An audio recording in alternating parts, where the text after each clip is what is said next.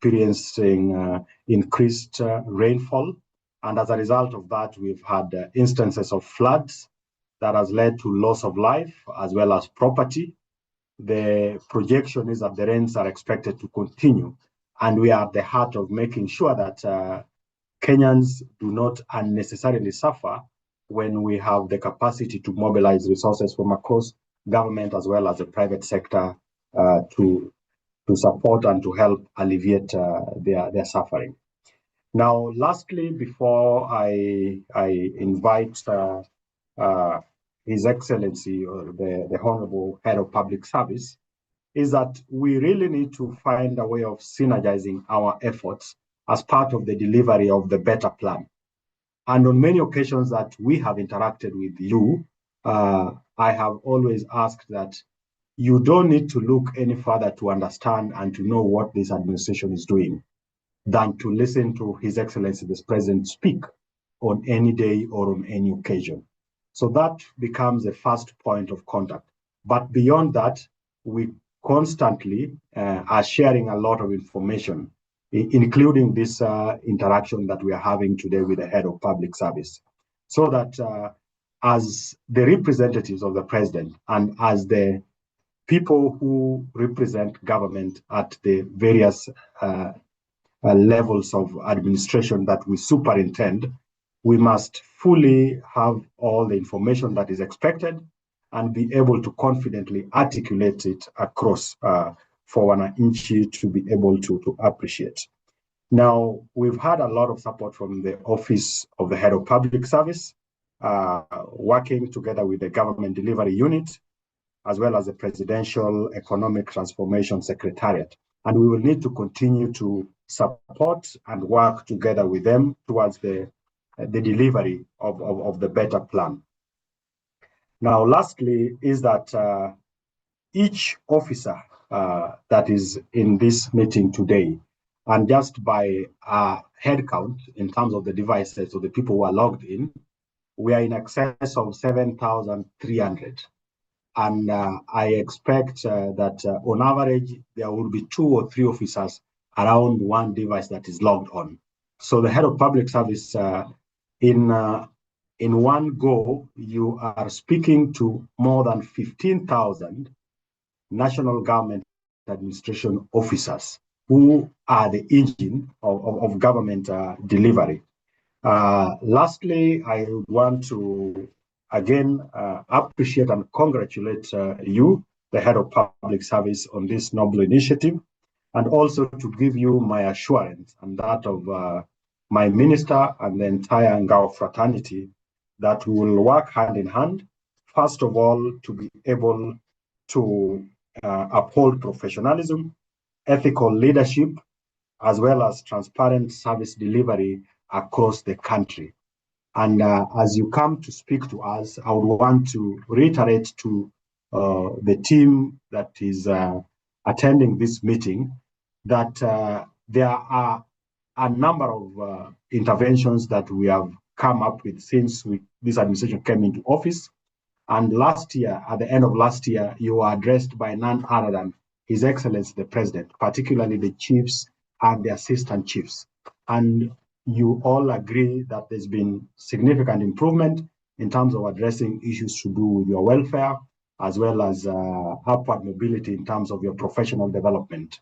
So as we go through the program, and I know we will have an opportunity for some of you to get to speak and interact with the Head of Public Service, a lot of our interaction and focus needs to be around service delivery, but also to respond and react to the issues that the Head of Public Service will share with us.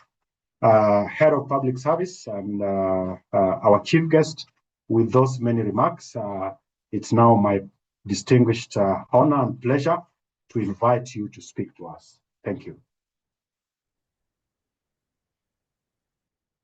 Yes, Raymond Nomolo, thank you for those comments.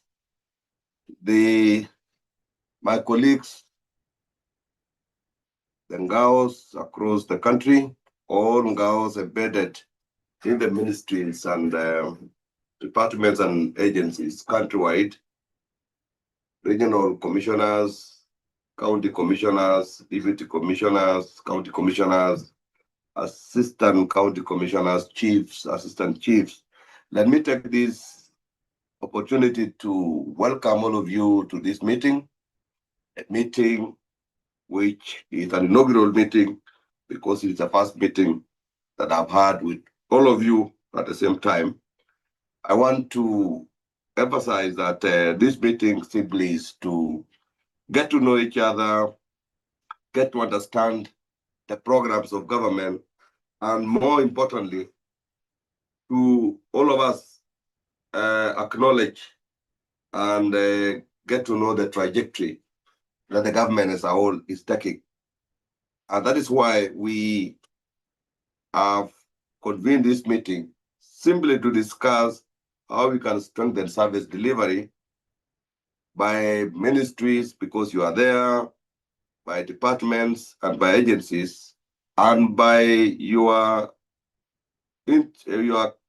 offices across the country, because you are in charge of counties, in charge of divisions, in charge of locations and sub-locations, so that we can come up with a cohesive and effective collaboration that will enable the government to move with the speed that is envisaged.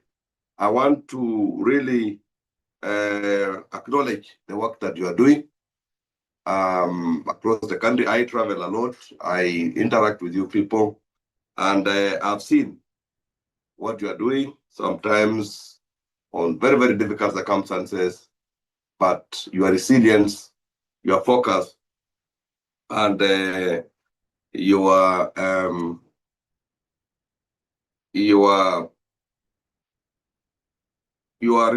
focus on what you're doing and the expertise that you have has really made the government be felt on the ground, and also we can see some change of attitude and approach by the members of the public.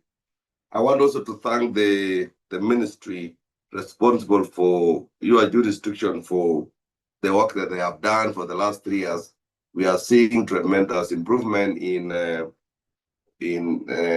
areas of welfare, in areas of training, in areas of recognition, and trying to and the way they are repositioning the entire NGAO into the responsibility that was created for. And I want to thank the minister, I want to thank the peers for leading from the front, and also trying to update all of you in as far as the current thinking of government is concerned. So this is a day for all of us to go through some sensitization, capacity building, and thereafter I will give my keynote address at the end of it.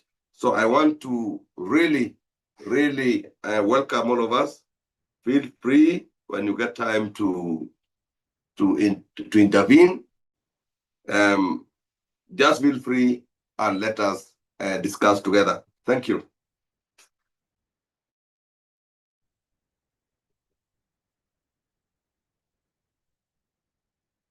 Thank you very much, the Chief of Staff and Head of the Public Service, Mr. Felix Koskei, and thank you very much also to the Principal Secretary, Dr. Raymond Omolo, who has, been able to share his initial thoughts in this meeting. We are very delighted to be in this one room that is called a Zoom meeting, together with NGAOs from the entire country. We have just been having a small discussion here in the office, and we've just noted that our chiefs from our respective locations and places where we stay are in this room. No doubt the chief of the Principal Secretary is also here.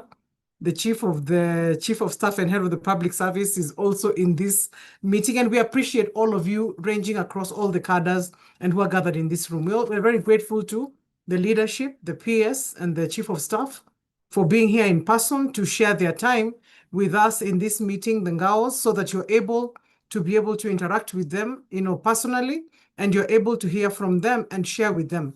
You've had the chief of staff and head of the public service saying that you should feel free to share your thoughts and to share your views I trust that the team that is with the Principal Secretary are bringing to his attention the questions that are being raised in the Q&A so that he's able to appreciate what it is that members are saying. Remember, at the bottom of your screen, you have a Q&A button, which if you want to ask a question for which you want an answer, please feel free to put a question there. And we have a big team from the PS's office that are gathered here that we're together seated with them, and they are seated here to be able to respond to your questions. The record is still held by the Government Vehicle Check Unit, who in a meeting like this one with the Head of Public Service responded to over 200 questions as a team. And so we hope that today the NGAOs, being of course a very disciplined force as well, will be able to beat that record. So just remember to introduce yourself. I repeat these protocols that were indicated by my co-moderator, Mr. Lilan, that you need to introduce yourself in the chat section. And in the chat section, you can be able to have conversation. Maybe you have some thoughts or comments, you can put them there. In the Q&A section, only the place for where you want answers to your questions. Remember, there'll be a plenary section later on in this meeting where if you want to speak, you can be able to raise your hand. And raise your hand, you can see the icon for raise your hand at the bottom of your screen. You'll be able to raise your hand and be able to ask any question or raise your hand so that you're given the ability to be able to use your microphone at that time. So at this point, I want to be able to invite my colleagues who are going to be able to make presentations this morning. And obviously, we are mindful of time so that we are able to have this meeting within the time that was anticipated. We're going to start with Collins Kiprono, who is the Secretary Legal here in the Office of the Chief of Staff and Head of the Public Service, who is going to set the context, and he'll be followed immediately by Mr. Moses Lilan, who is the Secretary, National Administration, State Department for Internal Security and National Administration, and who's also the moderator here. And will be followed immediately by CPA Duncan Kishamu, who will come in to talk about the highlights of the ongoing Zero Fault Audit Status campaign in the public service. So in that order, kindly you'll be able to open your microphone and your camera so that you can be able to proceed with the presentation. So with that, let's also remember to write on the protocols that have already been established so that we don't take up too much time. Just, I think, rely on the protocols that have already been established so that you're able to proceed. Thank you very much. Thank you very much, Dr. Linda Musumba. The Chief of Staff and the Head of Public Service, the PS Internal Security and National Administration, all the passes, that's the pass Interior and pass EOP, senior ranks of the executive, all NGAOs present. I'll rely on the protocols already established. Good morning. My task this morning is just to set context. And for good context, I'll start with explaining what are the roles of the Office of the Chief of Staff and the Head of Public Service. As I understand, some of you are interacting with this office for the first time. So in the next just 2 minutes, I'll be able to lay basis on the roles and the mandate of the Chief of Staff and the Head of Public Service. For starters, this is an office that is established pursuant to the Constitution, created pursuant to Article 132 of the Constitution, which provides the powers of the President to be able to establish offices. And this office was further codified under the National Government Coordination Act, that is Act number 4 of 2024. And when you go to that act, particularly that is Section 8, subsection 3, it speaks to the establishment of the Office of the Head of Public Service. And when you go down to subsection 6B, it provides that this Office of the Chief of the Head of Public Service shall in turn serve as the Office of the Chief of Staff. These roles have further been codified under the Executive Order number 1 of 2025. And this executive order has provided 8 high-level functions, and I'll speak to 6 of them, which are relevant to this particular session. And these 6 are as follows. Number 1, the Chief of Staff and the Head of Public Service is the administrative head of the Executive Office of the President. Number two, the Chief of Staff and the Head of Public Service has an overarching mandate over all the public entities. This is done at the behest of the President. This is so because the Chief of Staff and the Head of Public Service communicates for and on behalf of the President. So he or she undertakes this particular mandate on behalf of the President to ensure there is proper functioning of the government of the Republic of Kenya. The third high-level function is that the Chief of Staff and the Head of Public Service promotes ethics, good governance, efficiency, and effectiveness in the provision of services. This is done in ensuring there is deployment of the rightful skills, values, and leadership within the Kenyan public service. This mandate he performs together with all other entities and agencies in government to ensure that they are performed in the rightful manner, in a decisive and in a timely manner. The fourth function, is the transmission of the executive directives, that is the orders, presidential proclamations to the different MDAs and the state agencies. This is done to ensure that we are informed and these orders are implemented for further action by our different entities. We understand that there are different cadres who issue circulars and executive directions from time to time. For instance, in our case, we receive directives and circulars and proclamations from our line ministry, that is the Ministry of Interior. And this is done to ensure that government communicates in tandem with all other entities and agencies. So this role is equally complemented with the other ministries within government, because from time to time you notice that you receive circulars and directives from the Public Service Commission, from the State Law Office, from the Salaries and Remuneration Commission when it is matters pertaining the salaries. We receive circulars from the National Treasuries, and basically this is done to ensure that government is speaking in the same language. The fifth function of the Chief of Staff and the Head of Public Service, which is closely related to what I've just mentioned, is the transmission of our policy advisories. This is done by way of circulars, as may be originated from the executive office of the President. And finally, which is now an overarching function that speaks to all the functions that I've said, is the Chief of Staff and the Head of Public Service is responsible for the overall effectiveness of the public service to ensure that as the office of the President, government is functioning in a coherent, in a manner that speaks to the interest of the Mwananchi, because all of us should always remember that our number one client is Mwananchi. Our number one person that we are serving is Mwananchi. So it's the role of the Chief of Staff and the Head of Public Service to ensure that Mwananchi is served in a manner that is befitting. You can go to the next slide. Having understood the functioning and the role of the Chief of Staff and the Head of Public Service, what is the context of the meeting that has been called this morning? And for this presentation, we've come up with 3 strategic shifts in strengthening of the government administration and service delivery. Ladies and gentlemen, the National Government Administrative Officers, that is the NGAO, remain to be the most extensive administrative network through which the government interacts with the citizens across the country. Their presence in every region, every county, every sub-county, location, sub-location, all down to the villages, remains to be the center of government service delivery and coordination at grassroots level.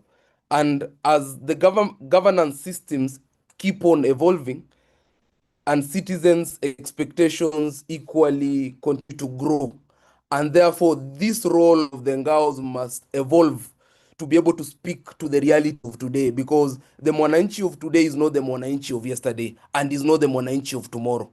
And in this regard, we must put up strategies that are increasingly shaping on how to be able to address the needs of today. And the number one way of being able to address this particular need is to ensure that we move from the manual reporting to digital data-driven governance. Now, and by this we mean that the government should be able to be progressive in transitioning towards a digitally enabled and data-driven governance systems. Colleagues, we understand that traditionally administrative reporting heavily rely on manual reports, which is transmitted through the hierarchy structures that have been in existence through pre-colonial, post-colonial, and today. While this system, we appreciate they remain important, it is increasingly being complemented by the digital reporting platforms that allow information generated at the grassroots level to reach the decision makers in real time. Because we are found, we are caught up by the Kodak moment. We should be able to evolve. We should be able to embrace technology, because you notice information is not only relied on by the way that it was initially done, where we did the manual reports that was cascaded up. Technology has enabled information to the decision and policy makers real time. And we should be able to embrace this same technology while we are reporting this information. And the strengthening of the digital reporting systems will enable governments to have so many imperatives, that is, monitor and implementing these government programs that are done by governments effectively, track this progress of the national initiatives across the country, noting that we sit at a very vantage position, because we are the interface with Mwananchi. The other advantage of embracing this digital-driven governance is we are able to identify the risks and challenges in harnessed and at an early stage, so that we can be able to render a probable solution at that particular juncture. And of importance as well, this will assist in supporting an evidence-based decision making, because we are in an era of false information. We are in an era of misinformation. We are an era of information reaching the quarters of decision and policy makers, information which a lot of time is not necessarily true. Therefore, as a rallying call, all NGAOs should play a critical role in ensuring that we have accurate, timely, reliable data which flows from the grassroots level to the national planning and decision makers, our principals, the people that we report to. And this calls that we ensure that this information goes in a very tedious manner, in a very timely manner, so that by the time the policy makers, the decision makers, our principals are sitting to be making this decision, they are relying on data that has been gotten from our respective institutions and in a timely manner. Number two, go to the next slide. We should move from one-way communication to an active citizen-centric engagement. Colleagues, we note that you remain to be the first port of call for the citizens. When the citizens need to interact with the president, when the citizens need to interact with the executive, they are likely to go to our offices, from the village elder to the assistant chiefs to the chiefs. Even by the time it reaches the assistant county commissioners, most probably these citizens will have gone to our offices, because as the chief of staff and head of public service has stated, and the PS, we represent the president at the grassroots. And we should be aware that we are not interacting with the citizens of yesterday. We are interacting with the citizens that are tech savvy. So effective governance requires that communication and governance should be done in a way that the citizens are responding, and we are meeting the expectations of the citizens. So friends, we are living at an era where enlightenment is the order of the day, where citizens are more informed, where citizens are more technologically savvy, where citizens are more aware of their rights, because we understand while we are doing the barazas, you'd find a citizen shooting up and tell you that we know our rights as espoused under Article 23, under Article 47, and Article 10, because these are citizens that know what is expected of us while we are rendering our services. So NGAOs should play a very critical role in the engagement in these particular platforms, that is the public barazas, the community meetings, and other local forums that are available to us, where citizens interact directly with government. So we should put in mechanisms that strengthen citizen feedback, because you notice that the citizen feedback unlike the citizens of yesterday, is a two-way traffic. They expect that public participation should be the order of the day. They expect that while they are giving their views to everything they are doing, the same should be incorporated to the final decisions that are expected to be made. So what are the initiatives that perhaps we can be able to put in place to ensure that this has been addressed? We should put in mechanisms to receive feedback from the citizens in the programs that we are undertaking as government. We should be able to address the grievances raised by Mwananchi. We should be able to identify the emerging social and economic concerns being raised by the different communities in the different platforms that we engage, and eventually be able to improve the responsiveness of government and institutions while we are rendering the services. So through these engagements and platforms, NGAOs should ensure that the voice of Mwananchi informs government action and strengthens the public trust within our institution, because we understand, friends, that there is a huge deficit when it comes to public trust. And as the number one port of call for the citizens, we are expected to ensure that we win back the trust of Mwananchi. And this duty lies with us being the first port of call, being the bastions of the interactive, as the first port of call. We are the first people that the citizens interact with. The third strategic shift in strengthening government administration is administration process should go from the processes to performance and results. Government is increasingly focusing not only on programs, but implementation. Therefore, there should be a measurable results and service outcomes that comes when we are rendering these services. So as a major national programs continue to be implemented across different states of the country, there is growing emphasis on the monitoring of the progress, identifying implementation challenges, and ensuring that public resources translate to tangible improvement in the lives of the citizens. Therefore, NGAOs should play a critical role in supporting this accountability, one, by monitoring the implementation of the government at the local level. They should report the emerging challenges and risks that come while we are implementing these particular programs. There should be high-level coordination in the activities of the different MDAs, because we are the ones who document and channel the reports to the different entities, to the different ministries, and there should be a supporting and effective delivery of these citizen services. Therefore, there should be a strengthened performance and accountability, which will in turn help the government programs to deliver meaningful and measurable impact across our communities in where we sit. So what are we saying in conclusion, and what is why did the Chief of Staff and the Head of Public Service call for these meetings?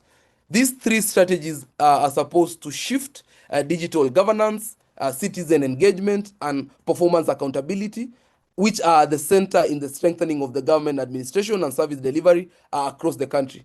Therefore, they should be support in effective implementation of the bottom-up economic transformation agenda, and this is done in the context of the Office of the Chief of Staff and Head of Public Service as it continues to engage the different entities. This is the feedback that we continue to get, and this is the point all of us are expected to play while we are undertaking to fix the software as it were. Because remember, colleagues, while fixing governance, there are two elements to it. There is the software and the hardware. The president might do all he's doing in terms of fixing the hardware while he's fixing the 5 pillars of better.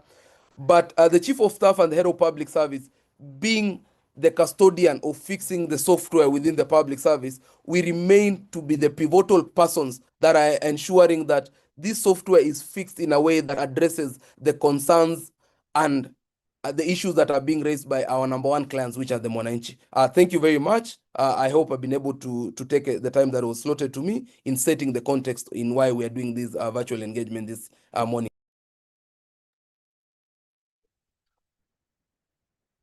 Thank you very much, Collins, Chief of Staff and Head of Public Service, and our PS Once again, I'm Moses Lilan, the Secretary National Administration.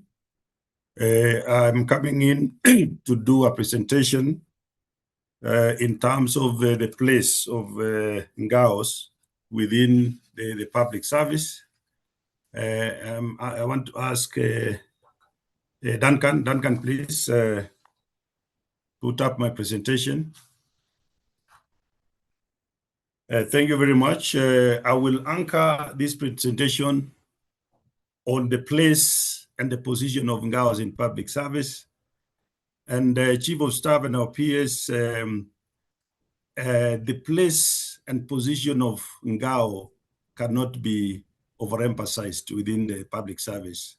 It is very critical that we all have an understanding that national government administration over the years has been part and parcel of the development of our national agenda. Sir, in terms of my presentation, we want to look at the service delivery units of the national government administration and also the MDA deployments. We also want to look at the NGAOs and why they are very strategic in terms of the achievements of our national goals. We will also look at the successes of NGAOs in terms of service delivery. We want also, in terms of these presentations, to look at a few of our achievements. And specifically, we want to look at a model of management that was adopted by our ministry, which was spearheaded by our cabinet secretary and principal secretary, in terms of what we deliberately saw as a means of reinvigorating and putting energy in terms of our service delivery. And the concept that was adopted is one which all of us, we understand, was known as the Jukwaa la Usalama. We will give just a highlight on what it is. So, sir, in terms of our service provision, we rely heavily on our networks. We rely heavily on our deployment. And our deployment is such that we exist from the national level across all the regions and all the way to the villages. What is very critical, sir, is that for the country to achieve maximum in terms of the aspirations of the population, what citizens really require of a government, it is always a function of seamless implementation of programs and projects. It is the seamless dissemination of national government policies and also policies that cut across in terms of the various levels of government. And for this reason, and deliberately, we are spread in 8 regions where we have the regional commissioners. We are also in the counties. And sir, for purposes of service delivery, the counties, as much as the counties are 47, Nairobi region has been isolated for purposes of ensuring service delivery is brought closer to the people. Nairobi region, for our sake, is divided into 3 sub-regions. So we have 46 county commissioners at the counties, and in Nairobi we have 3 sub-regional commissioners who are essentially county commissioners. Lower we have the sub-counties, which formerly were the districts. And in total, we have 431 operational units. Lower, we have the divisions with 1,112. We also have the locations and the sub-locations. So in total, we have 4,008 locations currently operational as at January. And then also we have the sub-locations, which is 9,121 as at the opening of this year.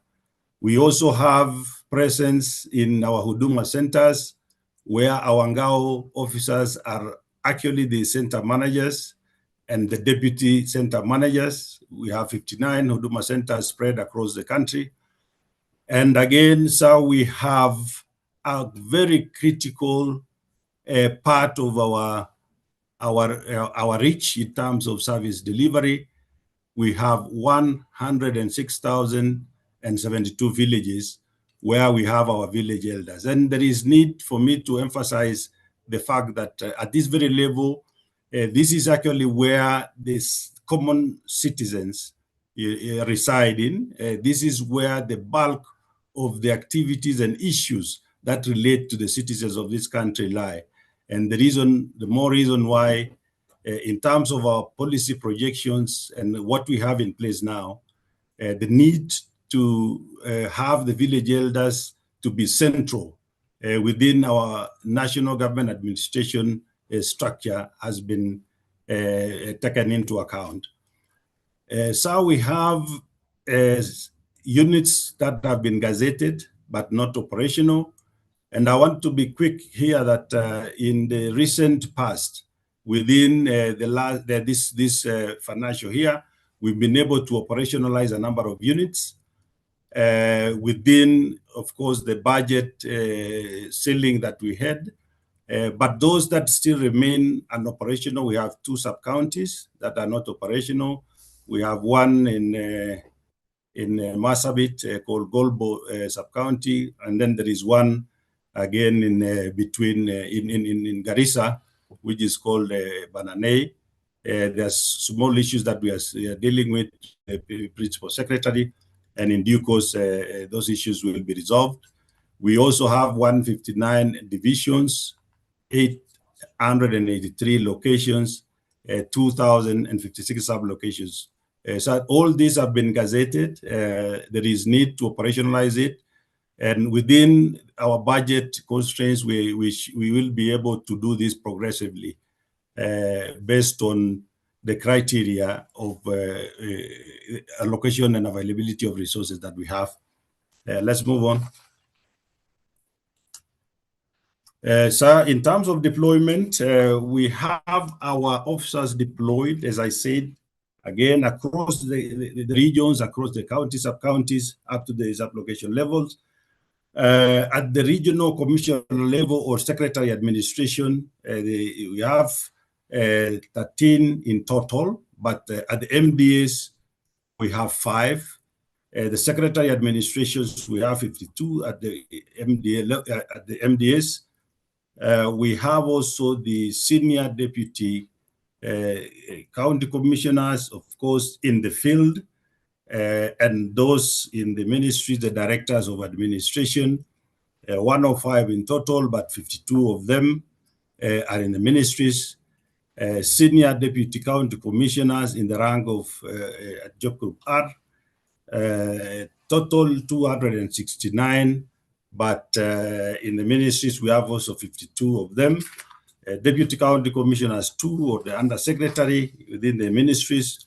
We also have 52 again deployed in ministries. The senior assistant county commissioners is also senior assistant secretaries at job group N. The total establishment that we have 573. Those deployed in MDAs are 158. The assistant county commissioners 2 in the divisions, and then assistant secretary 2 deployed in ministries. The total that we have are 803, 256 of them deployed in ministries. And also we have the assistant county commissioner 3 and the assistant secretary 3. So in total we have 1,300, and those deployed in ministries are 308. So the total establishment that we have between those cadres is 3,439 in total, 935 of them deployed in ministries. So as we progress, why are we strategic? I know, sir, you made your opening remarks, and the PS has also made very, very strong points on our place. And at the very outset, allow me to say that NGAO is very strategic. The need for our national achievement of our national aspirations and goals relies on our policy guidance, our policy dissemination, policy implementation, and of course the implementation of projects and programs.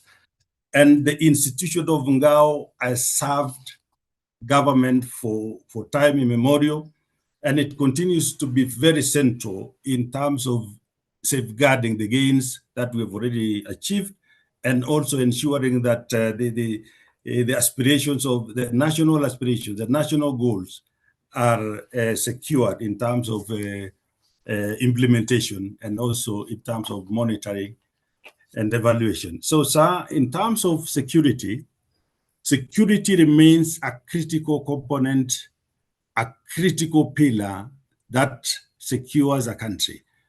It is a critical ingredient for national development. And whatever circumstance, our aspiration as a country is to ensure we have a secure country, a secure citizenry.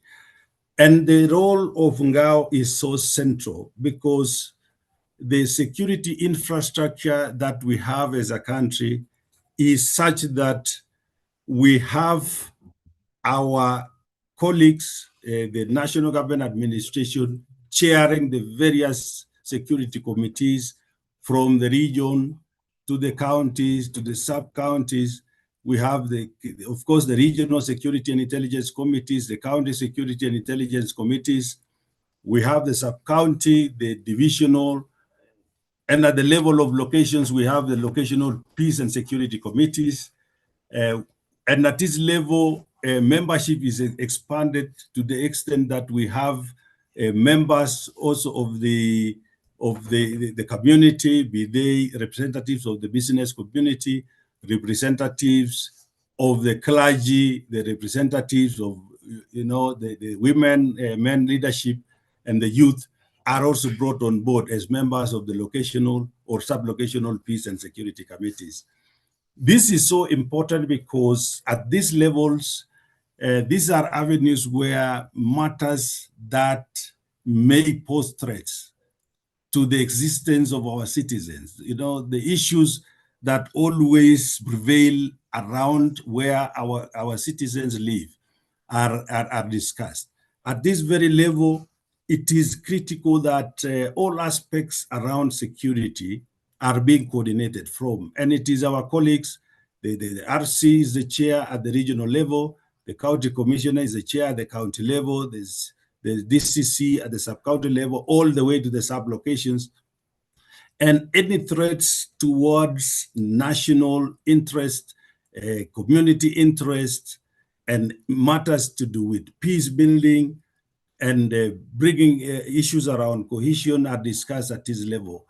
And so for the longest, I want to say with a lot of confidence that the country has been secured courtesy of this institution of NGAOs. They are the people who work together with the people.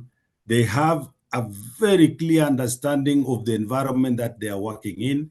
They are able to discuss and look at the various dynamics around the issues that affect the common citizens. And many times, many times, our teams work in those very, very, very complex situations just to ensure the communities live in harmony, ensure the entire country is secure.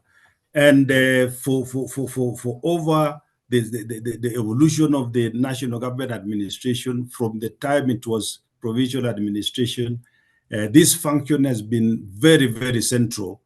And I wish to mention our colleagues and really give them a lot of accolades on how they work. From all the way in Todonyang in Turkana, across the vast valleys and the mountain areas of the Rift Valley, the northeastern region, the issues around the body forest, issues around the coast, and many, many dynamics around security, our teams have been able to work tirelessly around the clock, of course, bringing in many stakeholders just to ensure that this country is secure.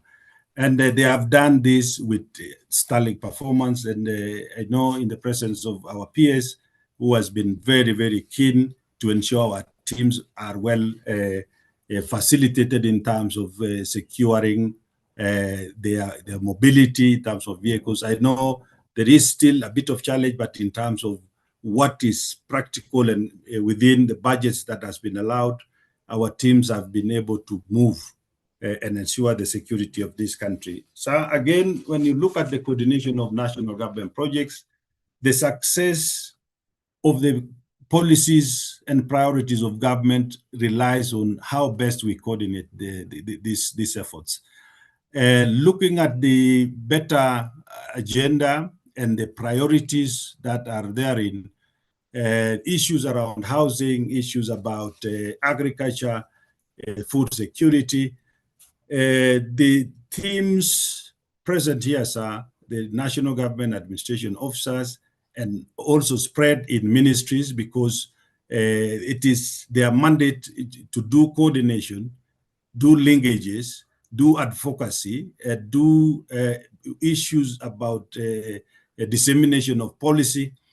It has been our domain, it has been our deliverable to ensure that we coordinate all national government programs, policies, and projects. At the counties, the regional levels, the sub-counties, we have our teams working within the ambit of the county, the regional, sub-county project coordination, the forums, where they bring in the entire national government MDAs, so that time and again there is coordination of all the programs that we have seen. And the success of the implementation of the many programs that we have been able to participate in, the integrity, for example, of our national examinations has been a key component, of course, that our teams have been involved in for a while.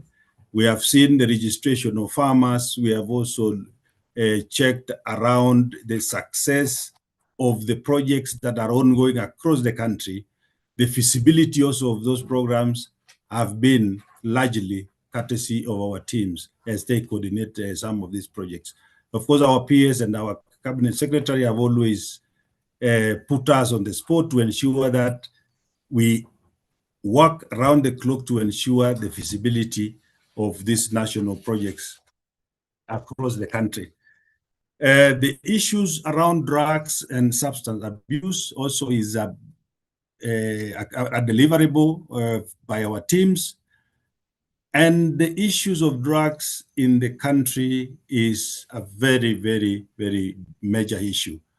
The issues of drugs is becoming almost an existential threat, given that much of our population, particularly the productive segments of our population, have gotten involved in matters drugs.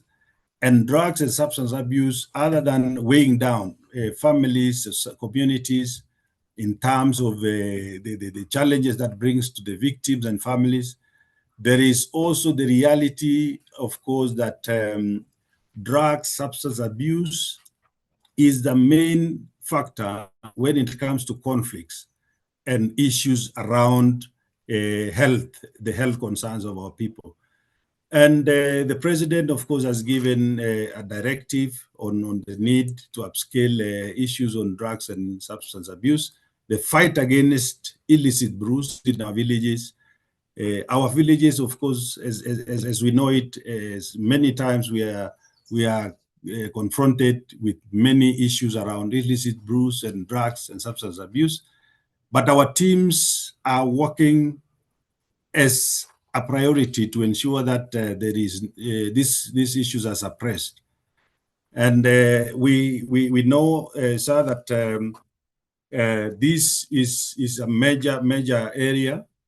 And for the longest, we have been devising methods to ensure that we deal with this. NACADA has come in as a very in handy in terms of policy public education and issues about enforcement.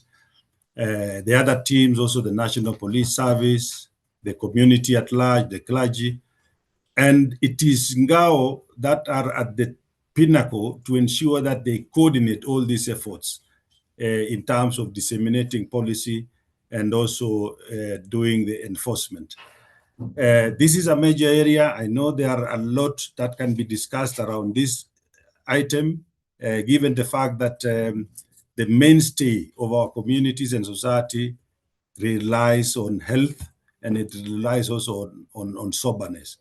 An environment that is plagued by challenges of drugs and substance abuse definitely is a burden on government. And many times, even the victims that are, they are fallen victim to drug abuse and also these substances, majorly they require rehabilitation. And this definitely is a cost that accrues to the overall society.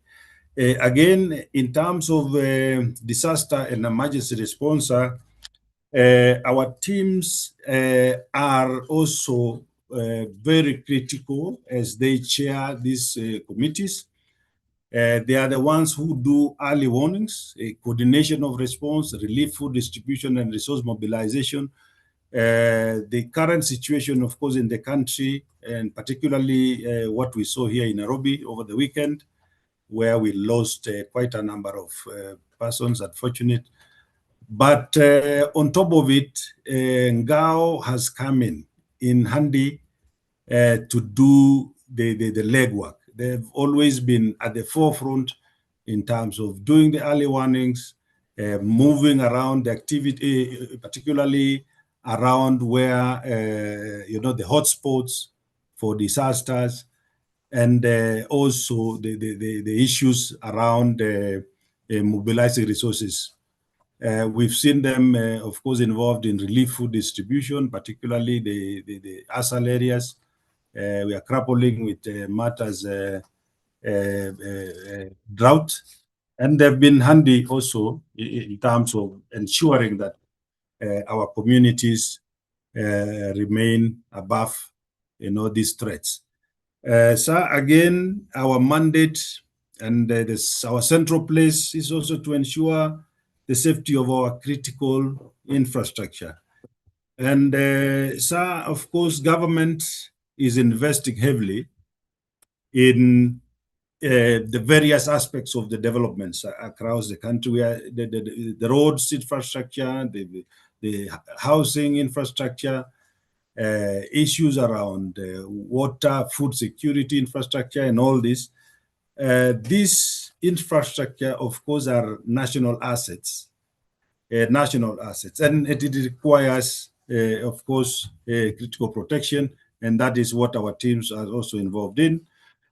Also do promotion of transparency and accountability, monitoring, doing public education, issues about monitoring and evaluation of our projects and programs. Our teams are heavily involved in this, and that brings them central to our public service delivery.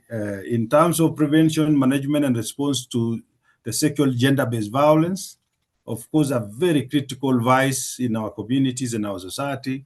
NGAOs are on the forefront to ensure they are actually in between the community and the law enforcement on issues related to SGBV.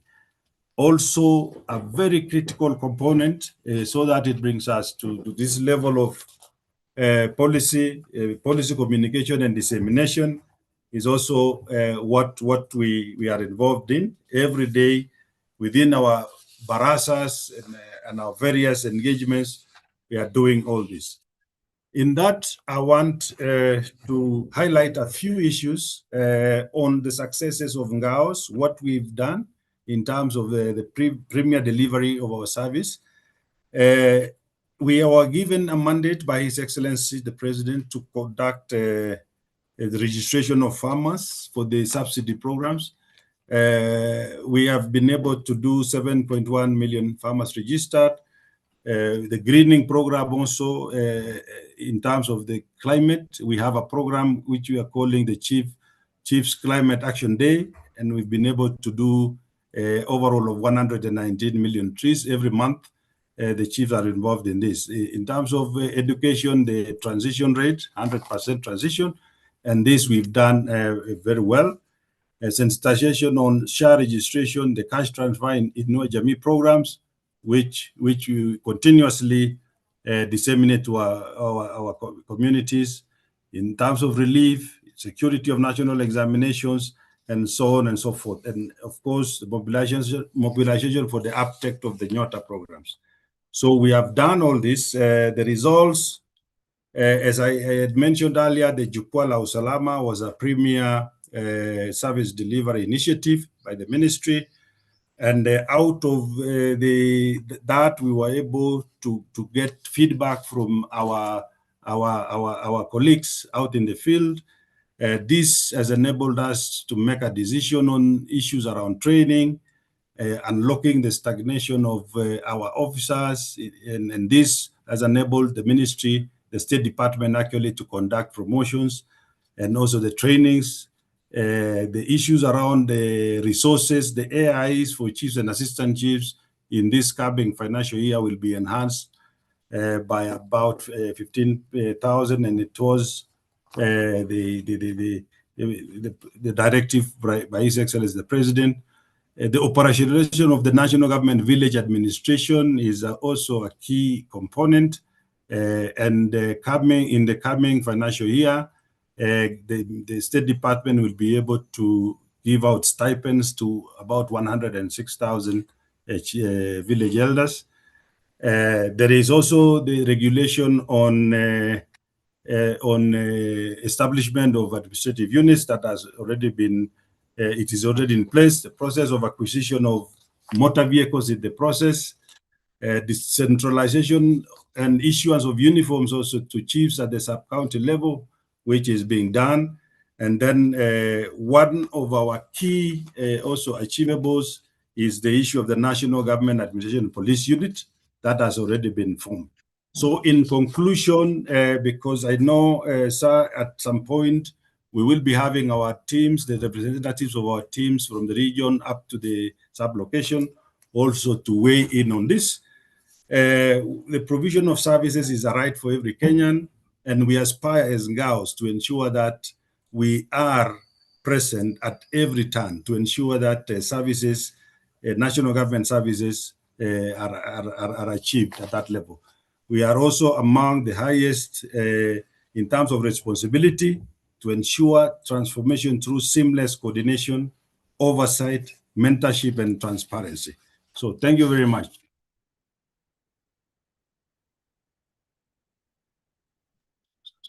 Thank you very much, sir. Allow me now to take this opportunity to take us through the next section, which speaks to the highlights of the ongoing Zero Fault Audit campaign that, sir, your office started in the year 2023, and you are currently in the third year of its implementation. So in the slides, we are going to speak about what this campaign is all about, what is the Zero Fault Audit Initiative all about. We will also talk about why this campaign was initiated by an officer. Then the next thing we speak about are the different types of audit opinions that are issued by the Auditor General and why it's important for all of us to aim towards getting the clean audit report. We will also look at the previous performance of the State Department of Internal Security and National Administration in terms of audit matters. And lastly, we'll speak to why each and every NGAO officer logged in this session has an active role of ensuring that we achieve success in this campaign. So, sir, the Zero Fault Audit Initiative was a campaign that you launched after observing the situation that was prevailing across the different public entities in the year 2023. It was a major concern because close to 70% of the entities then will get bad audit opinions. And shortly we'll talk about what we mean by bad audit opinions and clean audit opinions. So then the situation was really bad. Only 30% of public entities were given a clean bill of health by the external auditor general, which pointed to a number of things, including the existence of weak governance structures among these public institutions. So after doing a study that was commissioned by office in the year May 2023, SAIO guided that a campaign be launched, which basically a directive to ensure that each and every public entity within our republic does not attract an audit query from the external auditor. And that one required that all these entities remain compliant to all existing laws and regulation. So this zero-fault audit campaign was basically a call or a reminder to these entities that they needed to ensure that they conform to all written circulars, to all manuals, to all policies and procedures at every level of government, and any other requirement that will then imply they are not found to be on the red and thus attract bad audit opinions. So this campaign was a means of ensuring that entities improve their audit performance by being proactive as opposed to reactive when it comes to addressing matters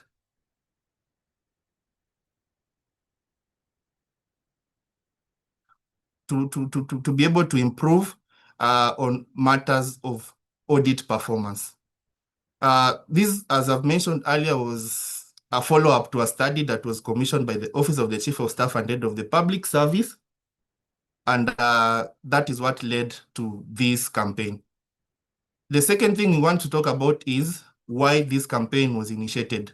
And from the analysis that was done from that study that was conducted in 2023, it became quite clear from the reports that we were getting from the external auditor, and that is the Office of the Auditor General, that numerous public entities, including NGAOs, including us, who receive public funds from the exchequer, were not properly accounting for the funds that were given to us from the exchequer. So institutions will get funds and then operate without any form of transparency, without any form of accountability. And that had that effect of eroding public trust and also contributing to other vices that we normally come across on the news each and every time, including corruption and its disastrous effect. So this campaign was a response to these recurring challenges identified by audits that were being conducted by the Auditor General. And some of the issues that were consistently being mentioned by the Auditor General included issues to do with weak documentation and record management systems across our different institutions. The Auditor General also cited delayed responses to audit queries and management letters. And in fact, the situation had gotten so bad to the extent that even the Auditor General will visit a particular public entity and expect the outcome of that audit even before undertaking that audit, because no one was acting upon these audit recommendations. No one was implementing these audit recommendations. So the external audit process had sort of become a routine, which made the Office of the Auditor General unsettled and unhappy, and that's why they sought for this collaboration to ensure that this program was launched. The other issue that was very clear was the non-compliance with laws and procedures. Colleagues will note that the audit space, the financial space, is one of the most ably regulated sectors within our economy, within our country. So starting from the Public Finance Management Act, all the way to the its attendant regulations of 2015, among many other laws that exist within the finance space. The only issue that led to institutions incurring bad audit opinions was the fact that they were not complying. So they know the laws, They have seen the circulars, whether from the Office of the Chief of Staff and Head of the Public Service, whether from the different ministries, whether from the state departments, but institutions were not following to ensure that these circulars and these laws were implemented. And that meant that they found themselves on the red. Then another thing that contributed to that bad prevailing situation was the weak supervision and monitoring of public resources. So you are given resources as NGAOs. Each and every cost center is given a resource, but then there was no one who was supervising and monitoring to ensure that these resources were utilized effectively, and hence this defeated that constitutional aspiration that we usually have of ensuring that resources are managed and used effectively for the benefit of members of the public. The other issue was the gaps in financial accountability at implementation level. We also had delayed surrender of interest and advances, and this one was widespread across the entire sector. Then number 7, unsupported expenditure due to missing documentation. Again, as NGAOs, officers at different field levels, you are incurring expenditures, but then you're not supporting them with the necessary documentation, making your state department or institution to incur bad audit opinions when the consolidated financial statements are presented to the external auditor for auditing to take place. Then incomplete or outdated asset registers. This was also another challenge that kept on recurring from the audit opinions that were rendered by the external auditor. And most importantly, the last one, the weak internal controls in field offices and cost centers. Again, in this campaign, one of the rallying call from the Chief of Staff and Head of the Public Service has always been that each and every public institution must ensure that their internal controls are strengthened so that they are able and capable of addressing most of these audit issues that we normally find ourselves in. So if you have strong internal control systems within your institution, then you'll be at that position whereby you're able to prevent audit issues from occurring. So the focus of the campaign is to be preventive rather than reactive whenever we are dealing with audit issues. So we want to see a situation where you are able to prevent audit issues from occurring. And when they occur, you take the shortest time possible to ensure that you are able to resolve these audit issues and make your institution be on the clean side of the Auditor General. So what types of audit opinions are issued by the Auditor General? The Auditor General usually has a number of opinions that he normally gives whenever the financial statements of an entity are audited. And we start with the first one, being the unqualified audit opinion. So colleagues, all of us need to aspire to be in this first category, which basically means our audits are clean, our financial statements are by clean audit reports, we mean our financial statements present a true and fair view and comply with all financial regulations. So as an officer down there, you need to know that for whatever action or inaction that you take or fail to take, then in a way or in one way or another, you are contributing to the consolidated statements that will be prepared at the State Department, being either good or bad. So it's upon us now to ensure that we are very keen and to ensure that we do the right thing at all time. So an unqualified opinion or a clean audit opinion simply means that we have strong financial management and compliance, and we are in compliance with all laws, circulars, policies, among others. Then the second one is the qualified audit opinion. This one the auditor gives when your financial statements have some issues.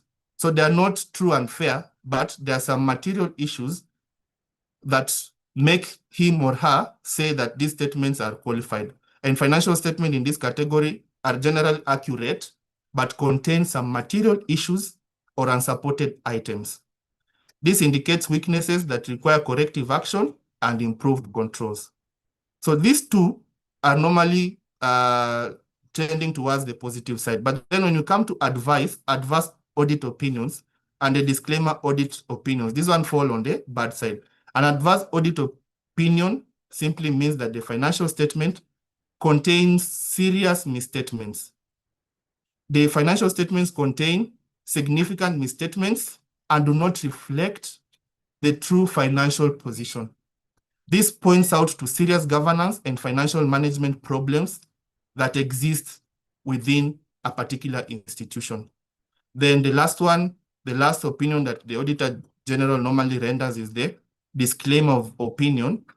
And this one occurs where there is no reliable records, and it basically implies that the Auditor General is unable to form an opinion due to lack of sufficient records or documentation.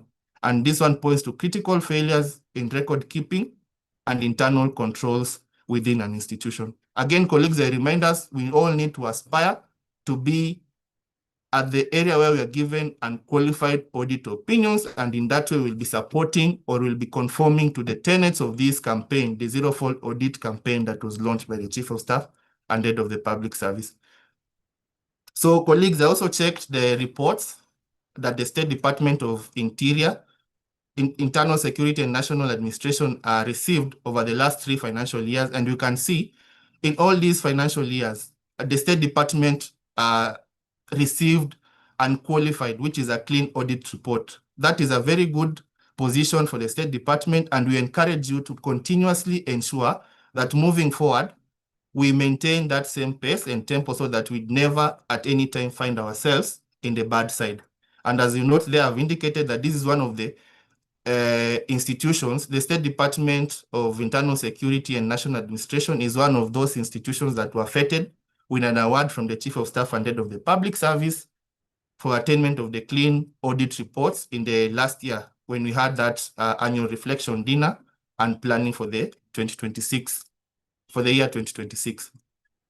Now, we want now to see why every NGAO is a key actor in achieving zero fault audit. Remember when we began, I said that each and every one of us logged in this call has a particular role that they must ensure they play so that the entire State Department achieves clean audit reports. And you can see from the top there, responsibility begins from the Principal Secretary. Actually, the Chief of Staff and then the Principal Secretary, who is supposed to provide overall policy direction and accountability as the accounting officer, ensuring that the institution complies with the Public Finance Management Act, its attendant regulations, government policies, and any other national circulars that are issued from time to time. Then from there, we go to the next category, which is senior ministry leadership. And this one need to support implementation of policies, strengthen internal controls, and ensure compliance with government regulations, policies, and administrative circulars. Next is the regional and county commissioners. Your role now is to provide regional oversight, to supervise programs implementation, and ensure that whenever these programs are being implemented, then they are adhering to the policies and government directives. So when you do that as the regional and county commissioners, you will be supporting your State Department to achieve clean audit reports when the consolidated financial statements are prepared and the external auditor comes and gives an audit opinion over them. The next category is the secretaries, the directors of administration, the senior deputy secretaries, and undersecretaries. Your role here is to coordinate administrative systems and enforce compliance with financial regulations, policies, reporting procedures, and ensure proper documentation. So when you do this role, you will again be supporting your State Department to achieve that clean audit report that you have mentioned earlier, you have been achieving for the last 3 financial years.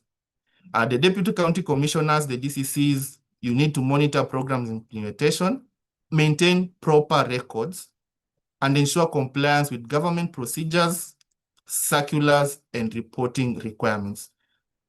The Assistant County Commissioners, the ACCs, your role is now to support supervision of government activities and ensure compliance with administrative guidelines, policies, and the documentation requirements. If you do that, then again, you'll be supporting this campaign and you'll make sure that your State Department achieves the ZFA status. And lastly is the chiefs and assistant chiefs. Your role is to facilitate grassroots reporting maintain records of government activities, and support the State Department with support the community with government directives and administrative procedures. You will note that at times the external auditor or the Auditor General issues bad audit opinions, issues the disclaimer or the adverse audit opinion simply because they cannot see proper records. So why will we then allow ourselves to get to that position, and yet we can keep proper records that will prevent us from being on the red? So what is required from all of us here in summary? We need to, number one, ensure that going forward, we continuously implement audit recommendations.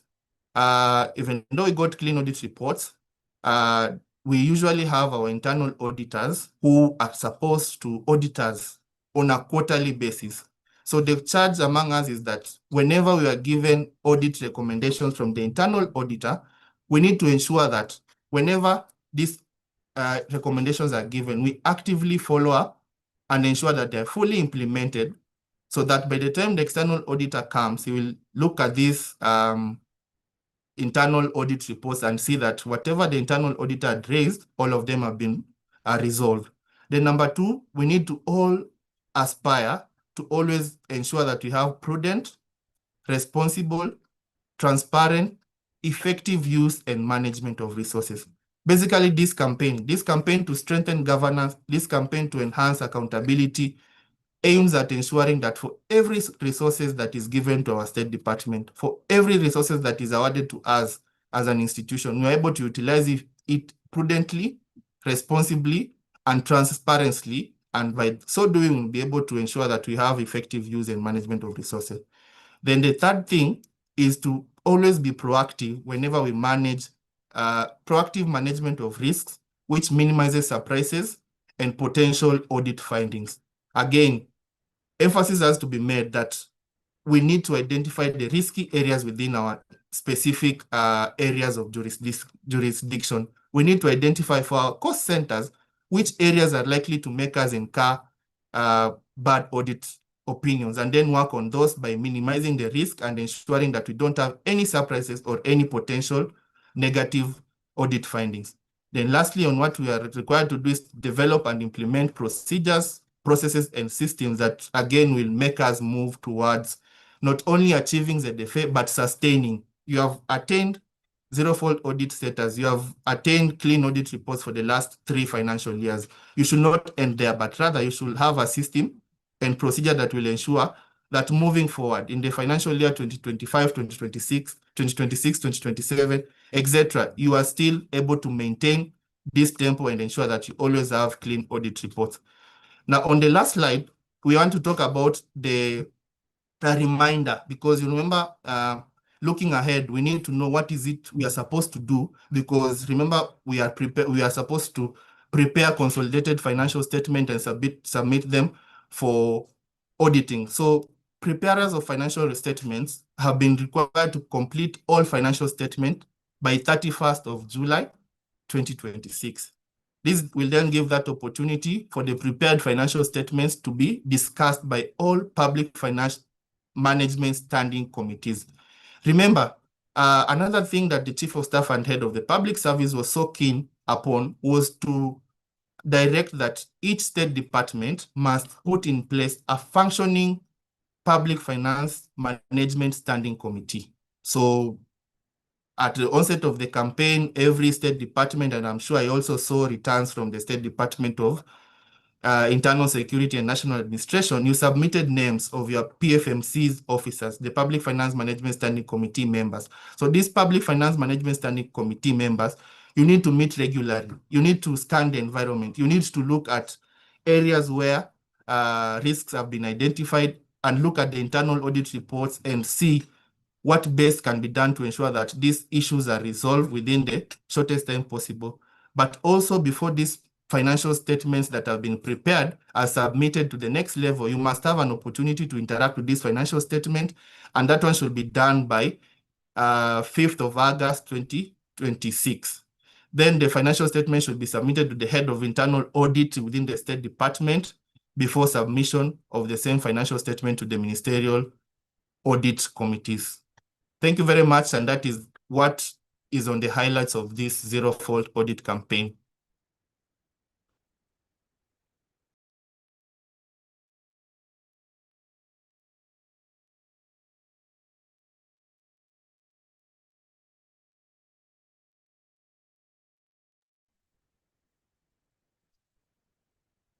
Thank you very much to Duncan Kichamu, who's spoken about the audit space. Thank you to my co-moderator, Mr. Moses Lilan, who gave a very good overview of the work that the NGAOs undertake under, of course, very difficult circumstances, and to my colleague Collins Kiprono as well.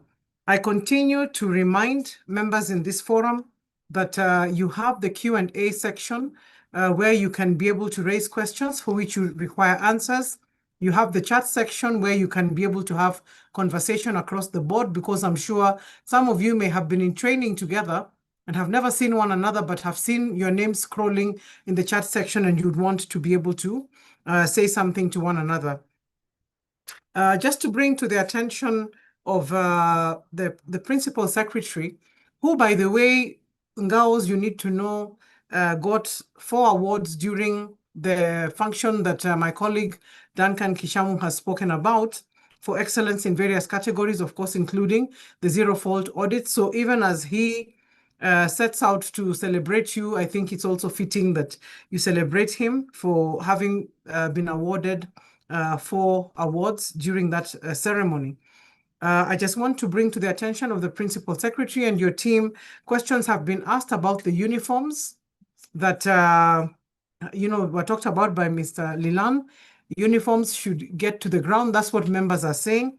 I believe that you're looking at the Q&A section and seeing that questions have been raised about promotions, members wondering when their promotions are due, and others feeling that their promotions are overdue. Questions have also been raised about infrastructure, where the chief's offices are, the county commissioners, the regional commissioners, etc., the kind of environment in which they work. Questions have been raised about conflict resolution, as well as timely responses, to concerns raised about timely responses to questions or issues that are raised by the NGAOs as they continue to carry out their work. So at this point, I wish to invite, and I also want to recognize, even as the PS had said earlier on, that we have entries in the chat section of introductions of very big teams of NGAOs who are seated in various offices around the country, being able to follow this presentation. If we had the time, we would be able to shout out to many of you, but unfortunately, we do not have sufficient time to be able to do so. But we are very happy to know that NGAOs had organized themselves very well to be able to follow this presentation together. So now I wish to call upon my colleague, Reverend Dr. Patrick Omutia, to talk about today's public officer, the transformed mind. He is the special secretary here in the office of the Chief of Staff and Head of the Public Service in relation to productivity.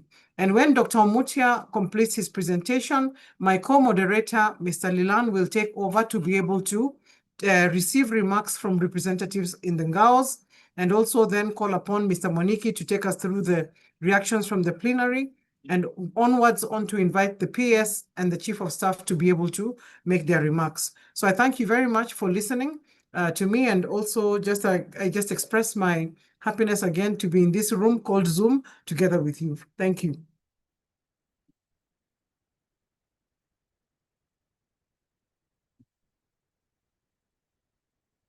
Thank you, the Chief of Staff and Head of Public Service, the Principal Administrative Secretary, Osia, PS Omolo, and all distinguished members. I'm coming in, and all protocols observed. I'm coming in when it is nearly 1 hour past the normal time. So coming as the last presenter, I really must be able to spend as little time as possible, noting that we have exceeded by 1 hour.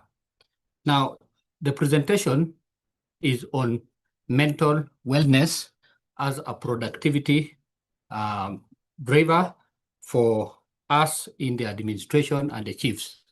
Let me start by, first of all, setting the context and the evidence that is available is that we are operating in an environment where there is entrenched bureaucracy in terms of rigid systems that generally would be seen to discourage innovation, which innovation simply means a new way or better way of doing things. Also, we are in a state of erosion of trust whereby the citizens perceive corruption and inefficiency. And this can be discerned from the Transparency International Report of 2024 and also the National Ethics and Corruption Survey done by our own EACC in 2024, which noted particularly that the level of corruption, bribery, has indeed increased from the previous 25% to 30%, which means the situation doesn't seem to be good. Next, I think the president has disappeared. The presentation. My presentation has disappeared. Okay. It is up. Mm-hmm.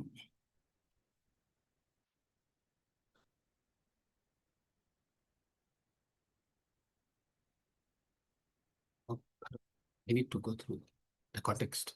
Go back quickly. Let me run quickly through the context. The other issue that is very common to us is that we have global pressure, such as digitalization, the climate change. We all know what is happening currently in our environment, and the demographic shifts. We are all conversant about the issue of the Gen Z, and this demands agility. But the most important issue that again faces the current civil service is that 60% of the public servants report mental health challenges, citing stress, financial strain, and workload as key causes. And this is discerned from the report of the Ministry of Health of 2023. In particular, this situation poses a burden whereby we are annually losing 62.5 billion in terms of not really health costs, but reduced workload performance. If you look at 62.5 billion, it is equivalent to about half the budget that Interior has, which is about 127 billion, or it is equivalent to financing 10 counties. Looking at globally, the world loses about $1 trillion US dollar in terms of reduced workplace performance due to aspects of mental wellness. Turning to the relationship with productivity, this situation of ours leads to low productivity in the terms that labor productivity ranking of our country currently, as at 2025 by the International Labour Organization, is that we are ranked 142 out of 182 countries rated. And in Africa, we are 21 out of 52. However, that is not a very bad, all is not bad, because when it comes to the multi-factor productivity, we are happy to note that last year, an institution called the International AMD rated us 56 globally on multi-factor, which was a very significant improvement. And also, we are happy to note that this same year, we were rated #1 in Africa in terms of competitiveness, noting what our government had done in terms of making it easy for people to work. Now, turning on to Interior, we note that the kind of stressors that you do face on day-to-day basis is reported as workload, community, stress, and the other related issues. Now, I turn on to the main issues that, as noted already by the past OSIA, that we public officers are living in the living interface between the citizens on the one part and the state. So you are actually the frontline soldiers. Now, reform therefore requires more than just institutional restructuring. It demands mindset transformation. And this means that we need to take note of things like mind education, which provides the what and the why, while mental wellness translates these into productivity outcomes. Next. Now, what would be the foundations for us transforming this mind? Since we say that mindset is a very important factor in ensuring that we achieve our agenda. One is that we need to have a right mindset for national development. That is, a constructive mindset is a seed for reforms. Without a constructive mindset, reforms will go nowhere. Also, that we need to have a transformative thinking which enables officers to see that reforms are possible. Further, we as persons in NGAO needed to embrace custodianship of public good, that we exist for public good. It is our business to nurture public good. And finally, it is also important that in a true African nature and connection, we should see ourselves as being part of community, that mental wellness thrives in community, not isolation.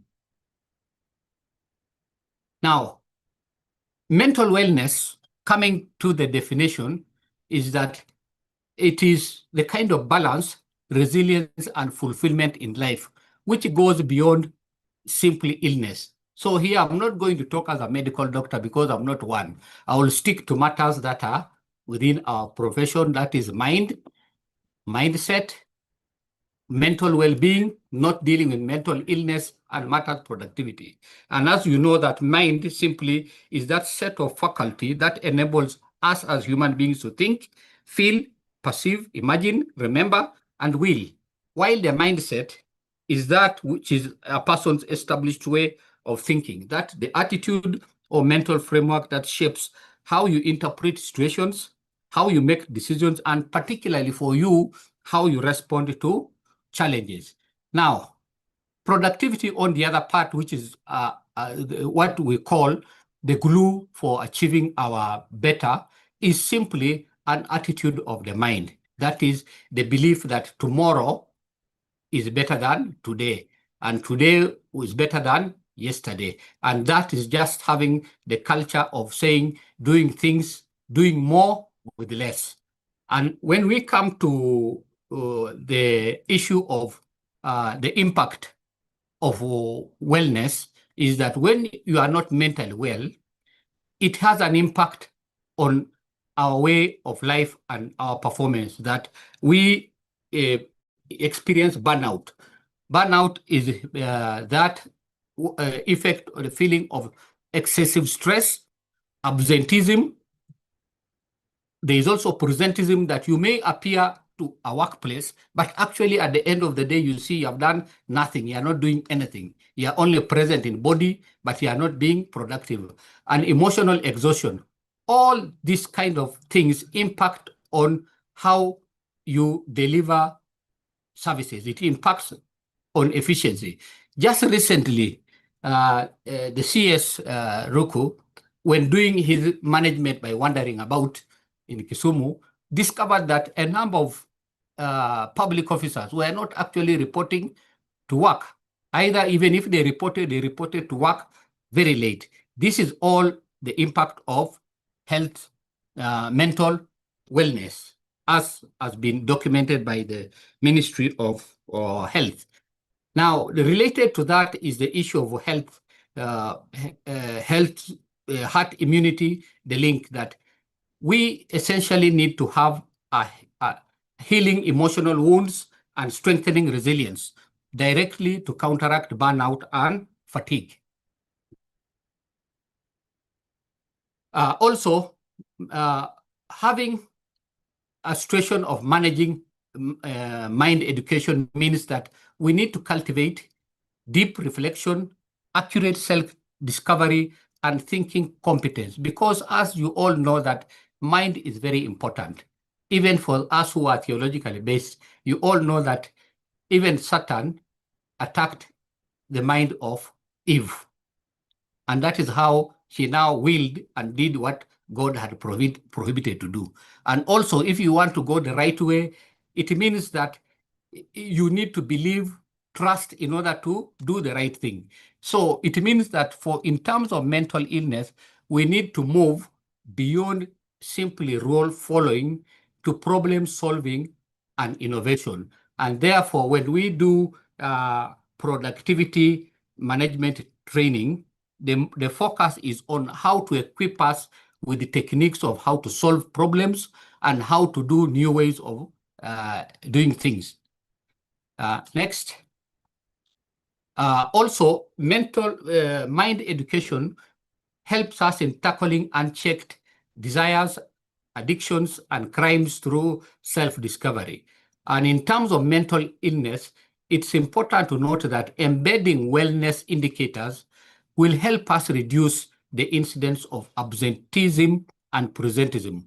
And therefore, it is there is a connection that builds the trust between officers and strengthening our governance legitimacy. Next. Now, what happens if we do not manage our mental wellness?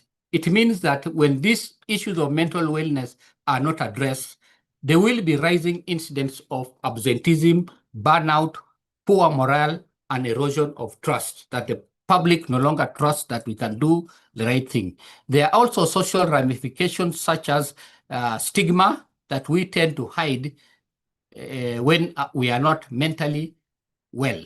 Now, neglecting mindset and wellness undermines not only reforms and the national competitiveness, but it makes us miss our desired dream, the Singapore dream. You all recall that our president has been rallying us to the Singapore dream. And what does that simply mean? If we want to arrive to our Singapore, there are essentially 6 things that we must bear in mind. And starting with ourselves here is to have a disciplined governance. That is, ensure that our institutions in NGAO are strong and have a low state of corruption. Also, we need to, through what already this administration is doing, is ensuring that there is unimproved quality of life through universal health care, education, and welfare. And the most important is what our Excellency, His Excellency the President did yesterday when he enacted the Infrastructure Act, such as the Infrastructure Funding Act, which meant really that this is a thing in the right direction, that we need modern and efficient infrastructure if we have to be in our Singapore. Not to mention that it talks about having very high human development index, and more importantly, that to be able to address the issue of high unemployment, we needed to improve our industrial base. That is, we need to diversify beyond the agro processing into high-tech. For example, a simple phone is equal to 3 to 4 bags of maize. So how many phones are made in a day? You can make them 1,000, and yet it takes us 4 months to do that quantity of what. So a migration to that state is what will take us to the new world. And finally, because it is through industrialization that money will come to our pockets.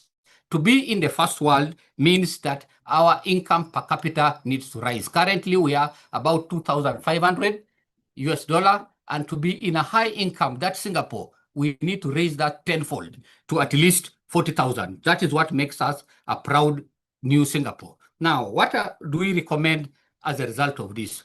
We have a couple of recommendations. One is that we need to embed wellness indicators in our reporting frameworks, so that when what is measured is what gets done.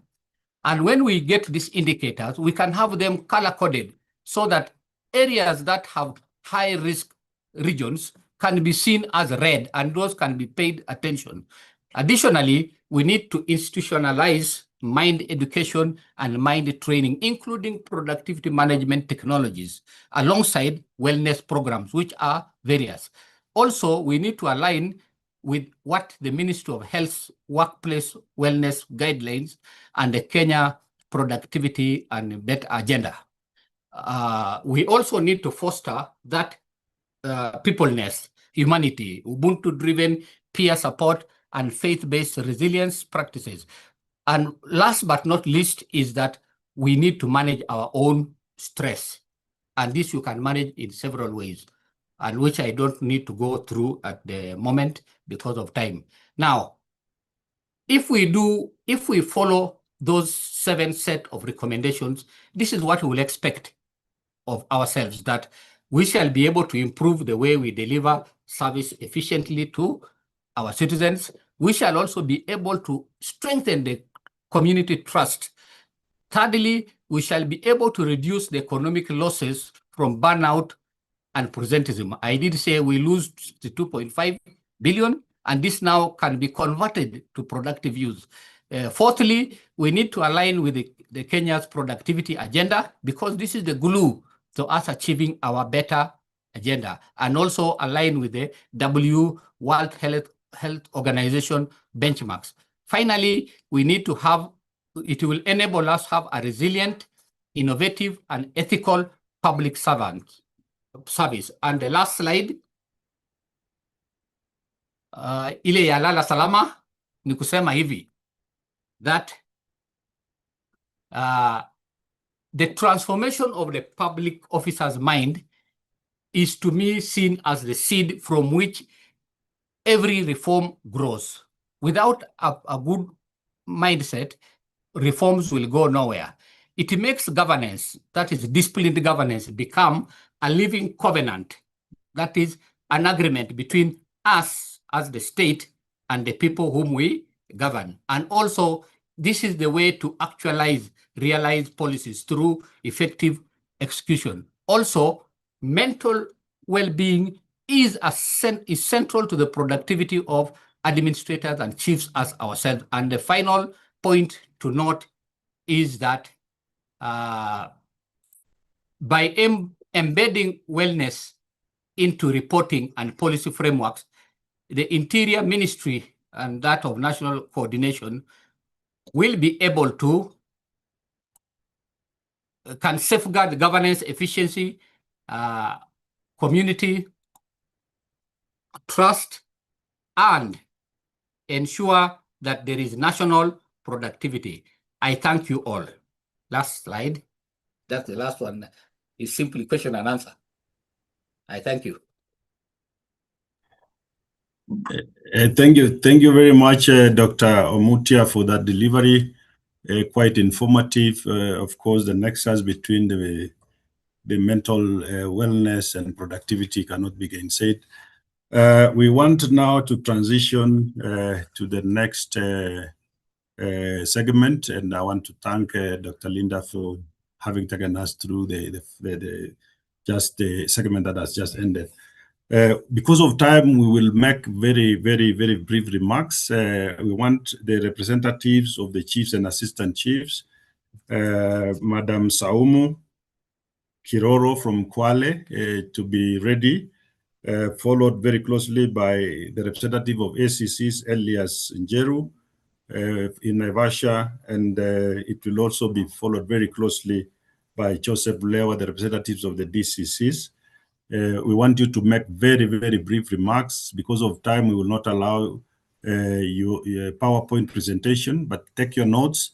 We are giving only 2 minutes, please, because of time, 2 minutes.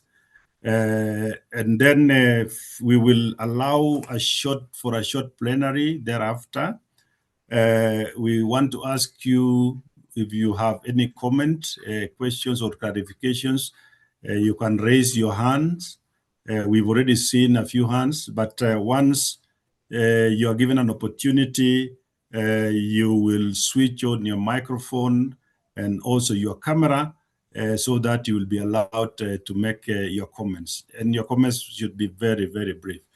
Chief Saumu Kiroro, tafadhali.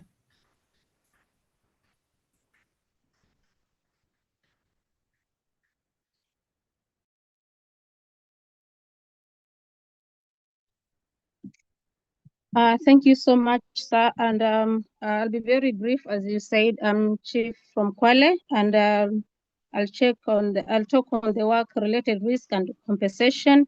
That will make 2 recommendations. Please do the fast tracking and the deployment of National Government Administration Police Unit. That will boost our security management and operations at our grassroots.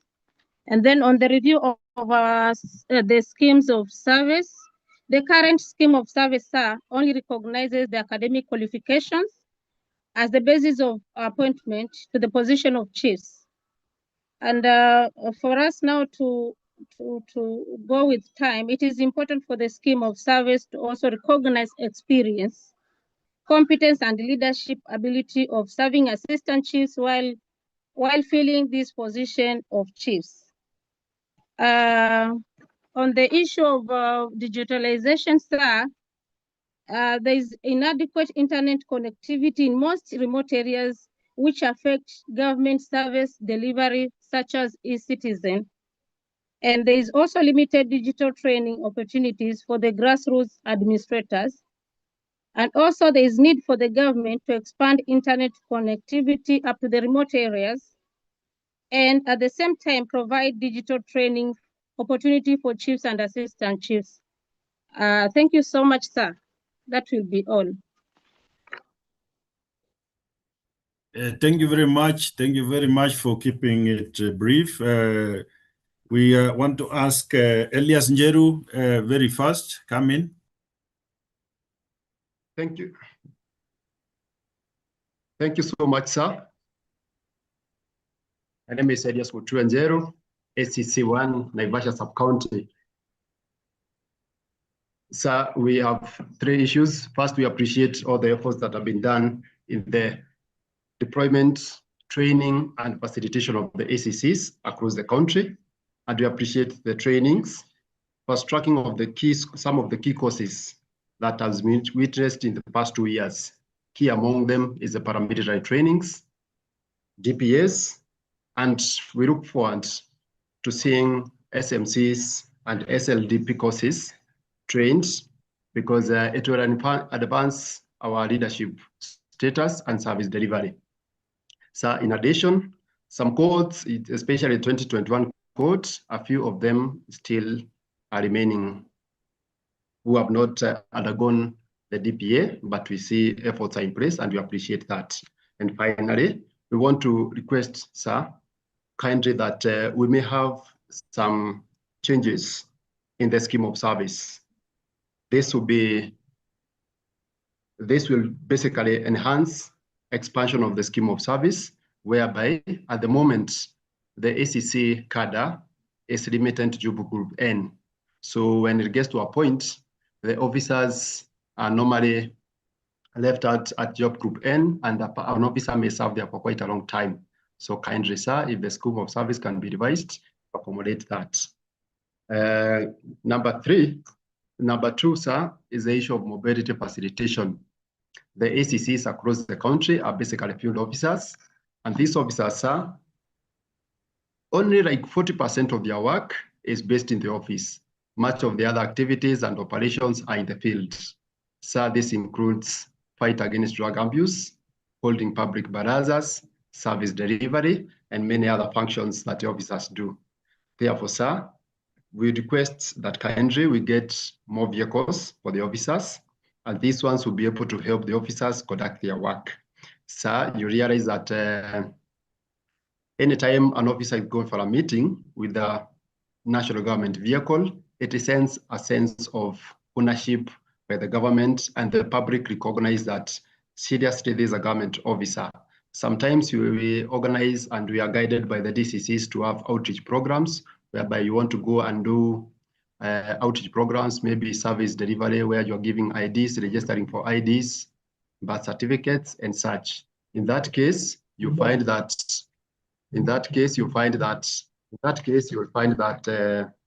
with a government vehicle, you can be able to carry the other officers and do the other things that are required. 5 seconds, 5 seconds, Elias. Thank you, sir. And finally, we want to request for improvement in the office infrastructure and housing. Many divisions have been upgraded to sub-counties over the time. And so you find that there are divisions that were left out without the basic infrastructure. Others have been gazetted in the recent past across the years.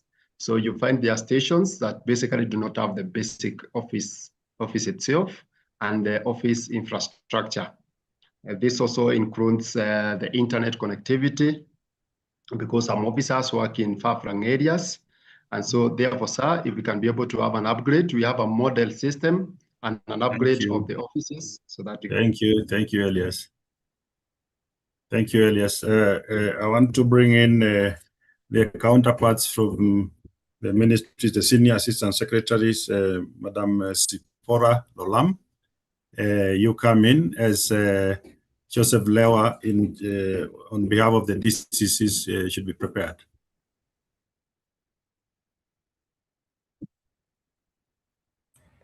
Thank you very much, sir. Can you hear me? Yes, you are loud and clear.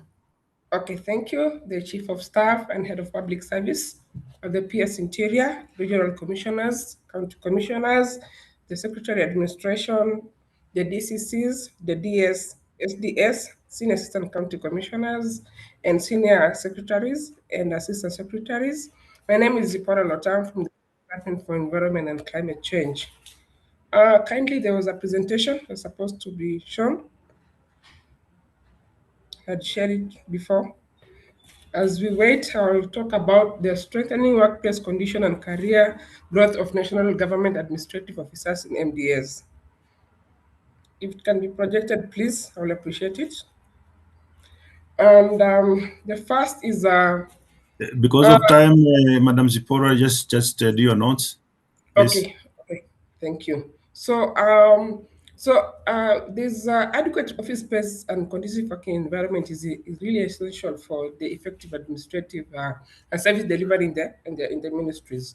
So there have been government commitments to improve public service, and but we have issues of limited resources for office renovation. The budget has not been well allocated for that. There are also pardon? There are also no. Excuse Zipporah, Saumu, please unmute Saumu. Thank you. So the positive developments are the introduction of ICT systems and digital tools in the several MDAs.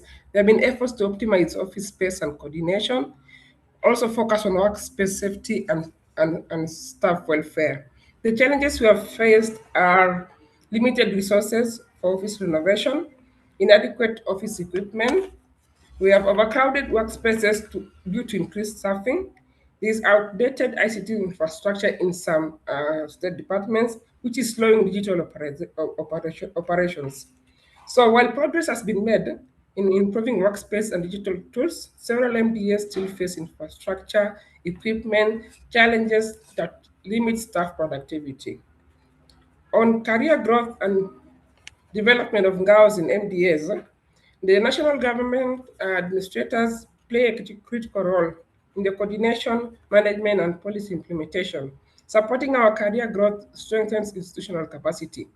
There are being positive developments in the MDS. First is training programs such as the DPA. We appreciate the government, we appreciate our PS, the public service for taking us for the DPA course. We also have some officers right now who are doing the DPA. So we appreciate for taking us for this course. Also, some officers have undertaken the SLDP and SMC, although some have not undertaken it because of budget restraints. So there have also been opportunities for mentorship and leadership exposure in the state departments, and NGAOs contributing to policy implementation and innovation. Some of the challenges are the unequal access to capacity building programs. We also have lack of structured recognition and incentive, limited strategic leadership and management training. We find that most of the MDAs, we have forgotten the NGAOs and MDS.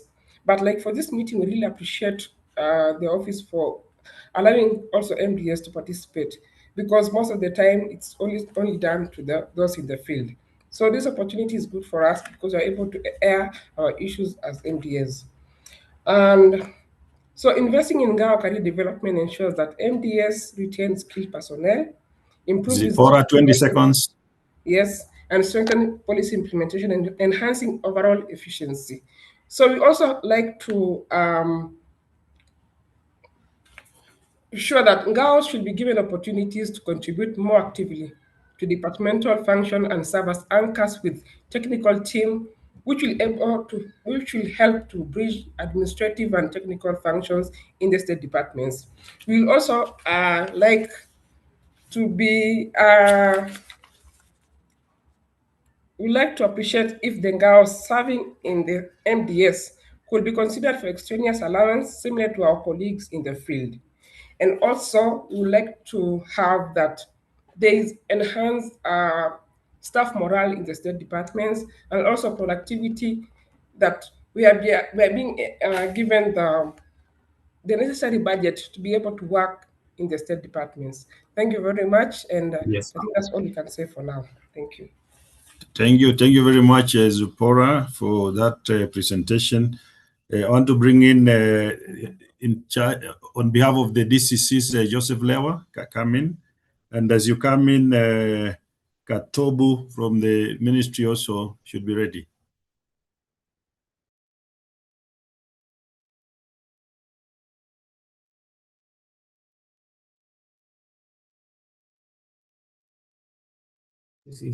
Is Joseph Lewa present?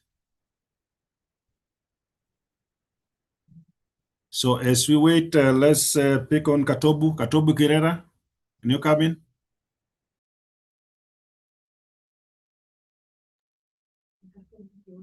Katobu, on behalf of the SDSS and the undersecretaries in the ministries. Yes, thank you. I hope I am audible. Yes, where is your camera? Please switch on your camera.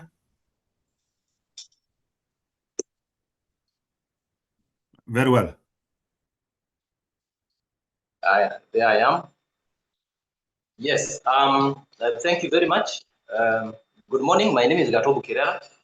I am an undersecretary deployed in the Department of Refugee Services. So thank you for granting us the opportunity to highlight issues that affect AOs serving in MDS. And some of them have been mentioned by Zipporah, I mean. Therefore, I'll be very, very brief. So, of course, administrative officers play a critical role in government operations. And the cadre sits at the intersection of policy coordination, administrative governance, and program implementation. Therefore, supporting government both at headquarters and in the field administrative structures. So the first issue relates to the underutilization of administrative cadre in policy formulation and program design. Administrative officers in the MDAs are often viewed primarily as facilitators of administrative processes, focusing on coordination, compliance, and internal support. However, the cadre comprises of officers with very diverse academic training, cross-sector exposure, and experience in government operations. Therefore, when administrative officers are involved, mainly at the implementation stage, rather than during policy formulation, government may not fully benefit from the institutional knowledge and perspective. This can also weaken the link between policy design and practical implementation. So one of the possible ways forward is to encourage that there be greater integration of AOs in policy development and program design, particularly in areas requiring coordination and cross-government implementation. This would complement technical expertise while also strengthening implementation outcomes. The second issue concerns delays in release of operational funds. 10 seconds, please. Yes, release of funds. strengthening the predictability and timeliness of operational fund releases would significantly improve program execution and enhance government responsiveness to citizens. Those are the two issues. Thank you very much. Thank you so much, Katobu. I don't know whether Lewa, are you in? Lewa? Very well. Let's move now to the county commissioners. Dr. Loifort Kibara. Thank you, sir. Thank you, the head of the civil service, our PS, the principal administrative secretaries, my colleagues, lighting on the protocols. Good morning. I would like to share a few issues that we were given to look into within a very short time. And the first bit was on international, the intergovernmental relations gap. We have seen an overlap of responsibilities and mandate at the two levels. And basically, I won't expound so much. We have seen them, the Ministry of Agriculture, Health, sometimes in lands and trade. The other bit, the transition. Lewa, hold on. We will call you later. And we've seen loss of data and records in some of the assets. The other point, we've seen a lot of mistrust between the two levels of government, that is national and the county governments. Some information being held when we meet. The other point is politics coming in through the county government, and sometimes county government relying on the national government projects. The other issue is on liquor licensing. I think this should be discussed further, and our thinking was that we get it back to the national government, although it might be very controversial. The other issue is on the national days and celebrations.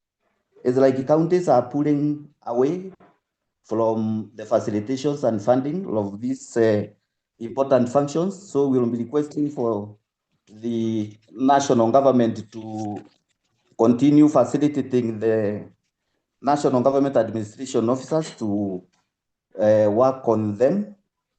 Then in the coordination of our MDAs, we are requesting that we have SHILAC getting empowered to deal with the matters on discipline and other issues through across our MDAs in the ministries. We were also given a responsibility to check on the challenges that we are getting in coordination of MDAs, and we found that a number of MDAs are not at the county level. These are the KEPS, KRA, NACADA, Government Chemist, and Counterfeit Authority, and others. And therefore, we request for these officers to be posted. We have a lack of space for most of MDAs, and some of them are not even funded properly. So it becomes a bit difficult when we get into monitoring and evaluation of government Kibara, 10 seconds, please. 10 seconds.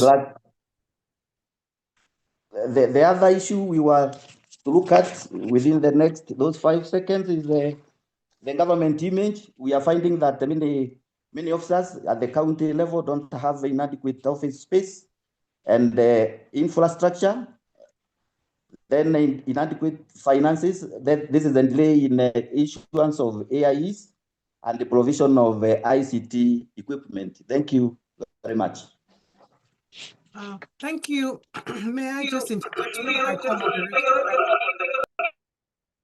May I just interject for a moment, just to bring to the attention of my co-moderator and the leadership of the NGAOs that we've lost about 1,000 people since the meeting began. And ideally, this meeting was called by the Chief of Staff and Head of the Public Service. And the expectation is that they would be in this meeting to listen to him when he makes his remarks and presentations, as well as the principal secretary. So I am just appealing to my co-moderator perhaps to be able to speak to that issue so that members who are within this forum do hold on to listen to what the Chief of Staff and Head of the Public Service had called this meeting for, even as I request and urge that the remaining two speakers not to repeat perhaps what has already been mentioned from the previous colleagues, but maybe just to mention or highlight the one thing that has not been said.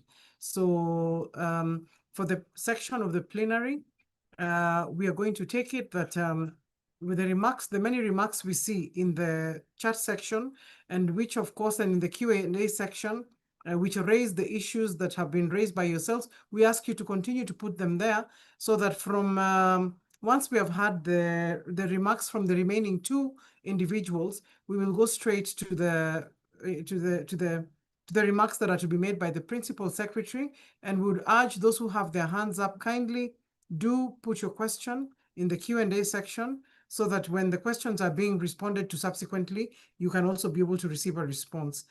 Kindly do remember, and I know my co-moderator is going to be able to emphasize this, that these presentations will all be sent to you, and I know that he's going to be able to give you further details regarding this. Thank you. Thank you very much, Dr. Linda, for that rejoinder. Through our principal secretary, I want to ask the leadership of the various teams, the regional commissioners, the county commissioners, please let's account for participation of all the members. There was prior registration, and we already are aware about your participation. The RCs, the CCs, please, the DCCs, let's all try to account for all our members. 1,000 drop is really a case that it should worry all of us. Please get down and account for your people, the RCs, CCs, and also our colleagues in the ministries, the SAs. Let's all try and ensure that we participate in this meeting throughout until we are done. Let's progress. I want to ask Mariba to come in on behalf of the DAs and the SAs in ministries. Joseph Lewa, you will come in when we will be doing plenary. Thank you.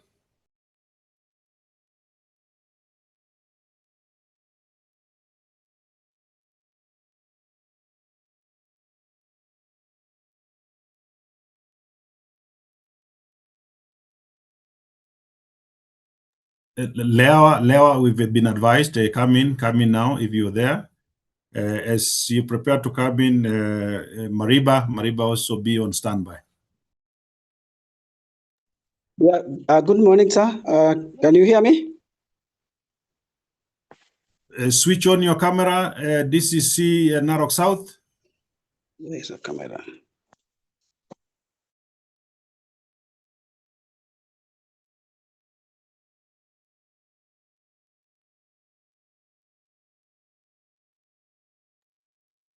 Who's there? Mariba, you come in as Lewa prepares to come in later. Mariba.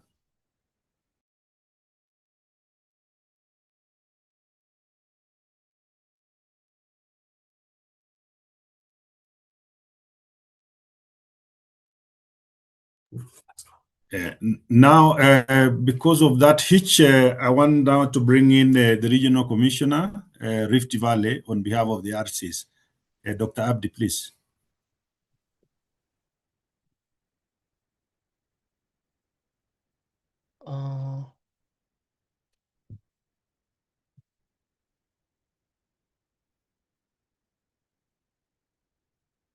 I am available, but I want to come the video.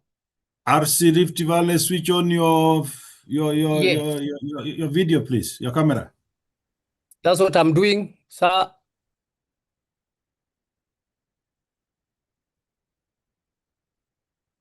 It is misbehaving, but I'm on it.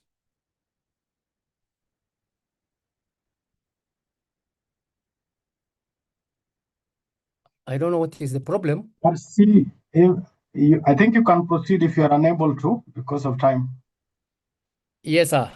Our chief And guest. try and make it brief. Yes, sir.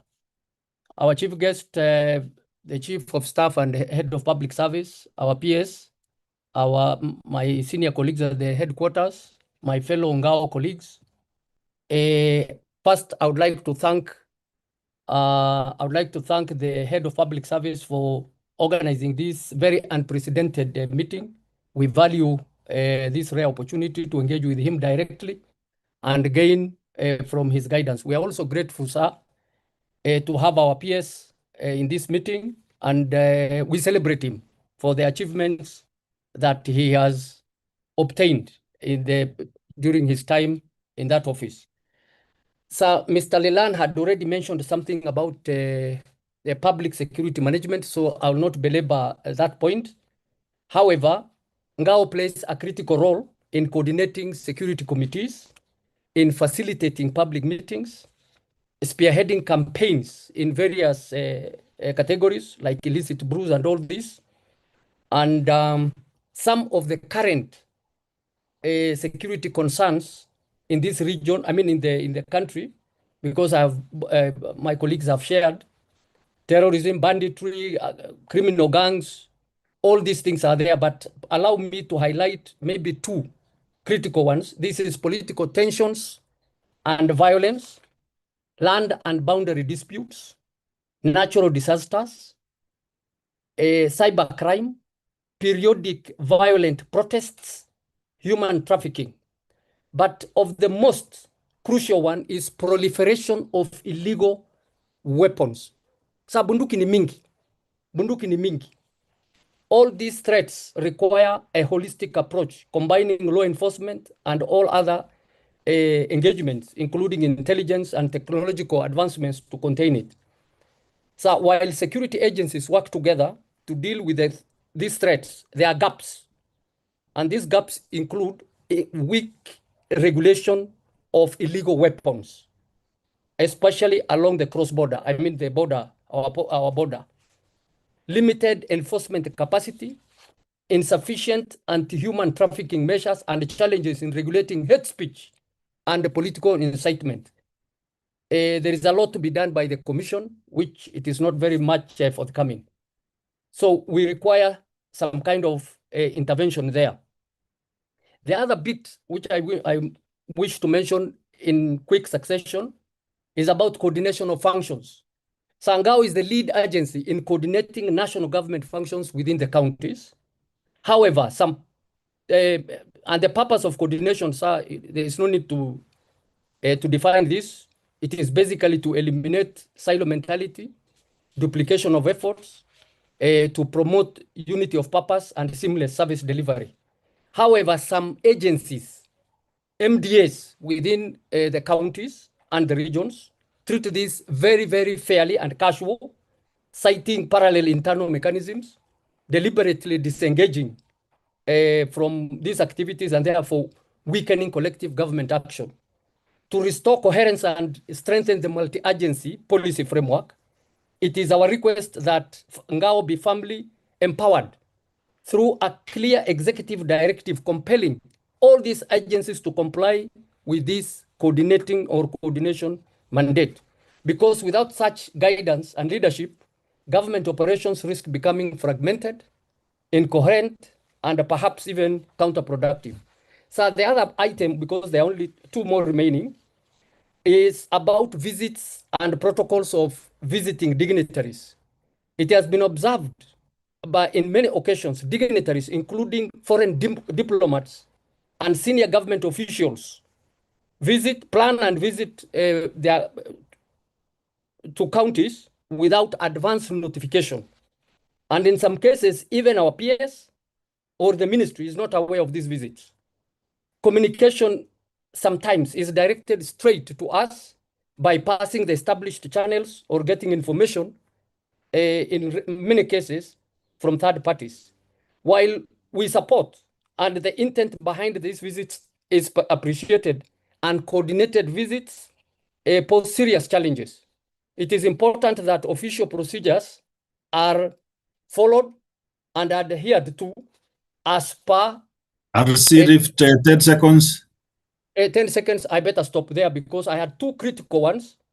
Allow me to mention these two because the meeting is Mkubwa ametuita, please. The other one, sir, is about political pressures and performance. The political considerations have increasingly permeated the operations NGAO, creating an environment where officers feel constrained in exercising professional judgment. And therefore, officers have become hesitant, indecisive, and largely out of concern for potential reprisals when taking firm administrative positions. And the last one, sir, is an appeal to fast track the establishment of a training institute, which our PS is spearheading, and we are grateful to him. And it is in the name of Kenya Institute for National Government Administration. And allow me to stress this one, kwa sababu hiko tabu hapa. Our predecessor, the provincial administration, greatly benefited from the Kenya Institute of Administration, the KIA, which produced highly professional, versatile, and resilient administrators whose exemplary service remains a benchmark today. The institute was exclusively meant for provincial administration then. And some of us here, including Mr. Osia, who is here, and we are grateful to have him there, are beneficiaries of this KIA. The strong performance of the provincial administration during that time was largely attributed to the solid foundation of discipline, loyalty, patriotism, and resilience because of that institute. But because of the changes that have taken place, and we are not able to have the institute, it is our request that we have a separate training institute which does not replace the participation of courses at KSG, and we are not interested in undermining it or competing with it, rather to complement the current training by addressing specific skill gaps and providing specialized courses. Many disciplined services, sir, and agencies operate their own training institution. In the spirit of establishing this institution, it will help us strengthen professional development, reinforce core values, and therefore, we humbly request that this establishment be expedited. Thank you very much, sir. Thank you very much, Dr. Apti, the Regional Commissioner Rift Valley, on behalf of the RCs. Up to that point, sir, we've come to the tail end of the presentations.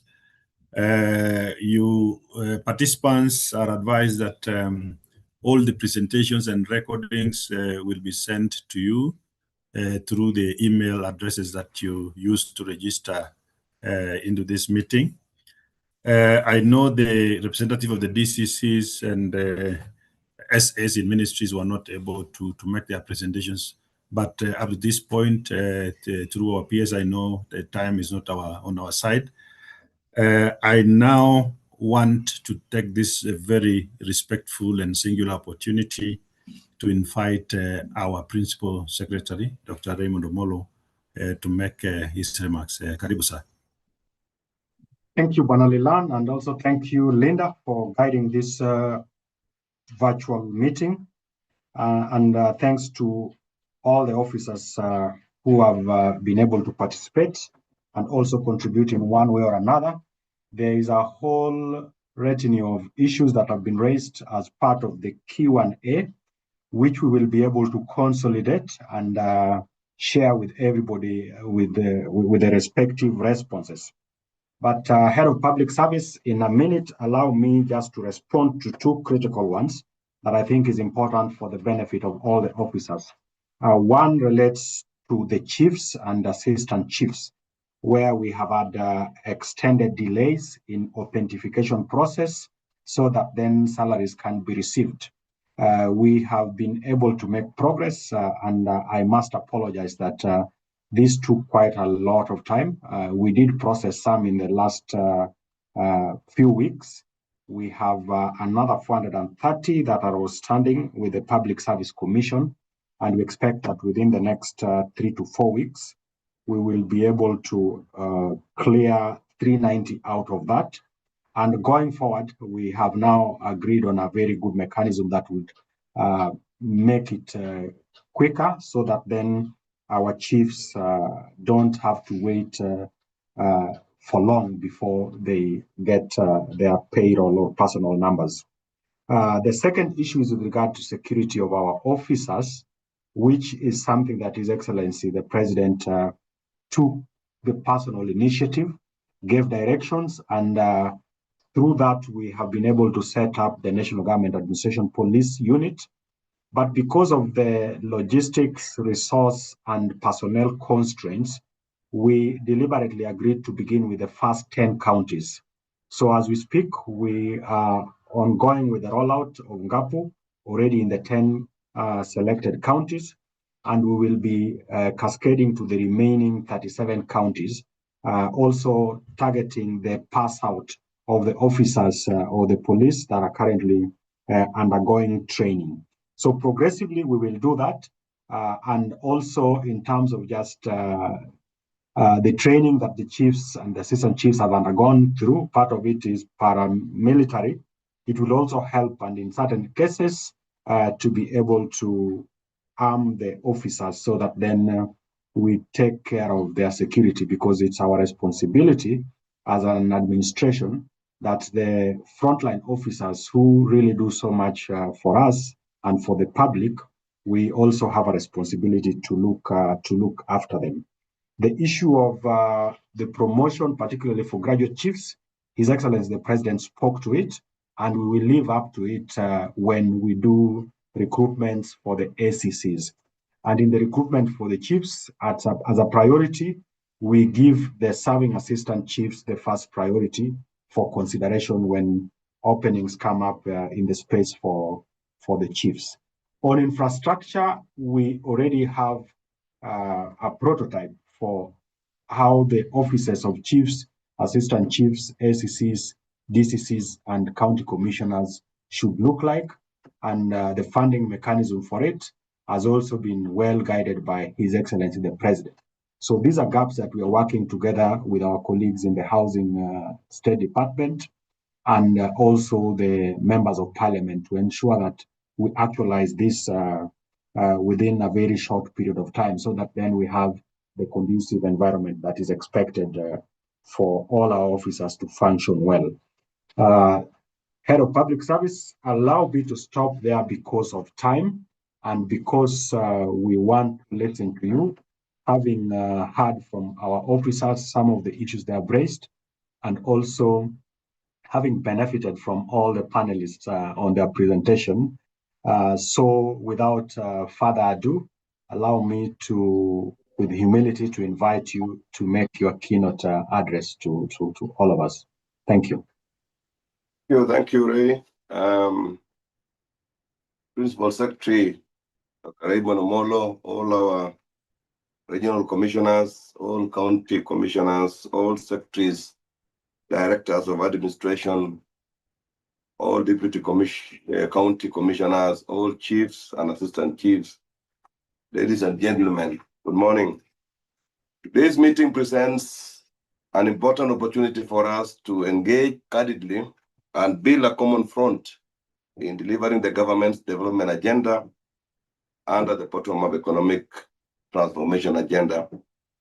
The National Government Administration officers remain the system through which government coordinates its programs and projects across the country. These assigns each one of you a unique and critical responsibility in the governance architecture of our nation.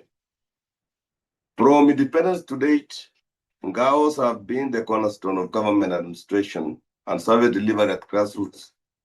Your presence in every sub-county, location, sub-location, and every village ensures that the authority and vision of government reach every Kenyan. Indeed, this administration has already realized significant milestones through your efforts. You have successfully coordinated key national programs that includes the Inua Jamii Social Protection Program, farmer registration initiatives to support agricultural transformation, the climate change program of growing 15 billion trees, the 100% school transition drive, ensuring that the security and integrity of national examination, public sensitization and mobilization for the affordable housing program, and community mobilization for the Social Health Authority and universal health coverage reforms, not forgetting the war against illicit brew and drug abuse.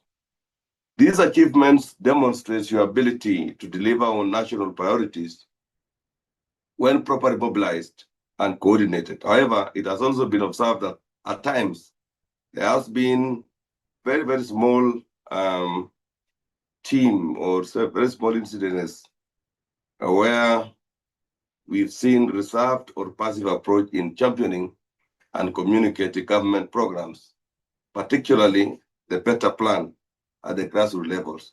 I think this must change to the better.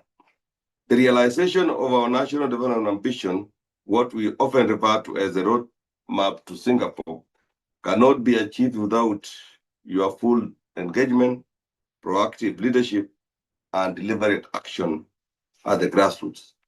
NGAO must therefore take a more assertive and visible role in mobilizing communities, coordinating government initiatives, and also ensuring that citizens under the programs that are transforming their livelihoods. That is why we insist that government must come back to government and take its rightful central position in coordinating national development.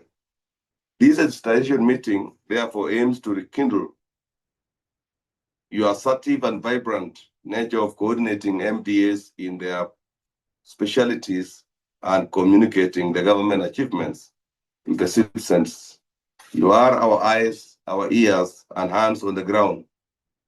Going forward, you must take your central role as the representative of His Excellency the President to deliver on your mandate, coordinating, supervising, disseminating, and communicating on the policy directives that prepare the roadmap to the Singapore dream. The government expects NGAO to lead and coordinate the implementation of government projects and programs within your areas of jurisdiction. Through the principles of intergovernmental relations, it is also important to recognize that both the national government and county governments serve the same citizens. Our responsibility, therefore, is to ensure that the people of Kenya receive efficient, responsive, and coordinated service regardless of the level of government delivering them. To achieve this, I would like to emphasize several important expectations. And I have several, about 10 or 11. The first one is be approachable and accessible to the public. As NGAO, you are the first point of contact between citizens and government. Citizens should feel comfortable approaching you to seek guidance, raise concerns, or request assistance in accessing government services. Being approachable means maintaining open and regular engagement with the community, listening attentively to concerns of wananchi, providing clear guidance on how citizens can benefit from government programs. For example, many citizens may seek guidance on accessing programs such as social protection support, agricultural initiatives, health insurance reforms, or housing programs. NGAO must therefore remain available and responsive in helping citizens navigate these opportunities. His Excellency the President, and indeed the government, must always be visible, accessible, and responsive through you. Secondly, is that you need to be knowledgeable ambassadors of government program. NGAO must remain well informed about the government policies, programs, and projects across government ministries and agencies.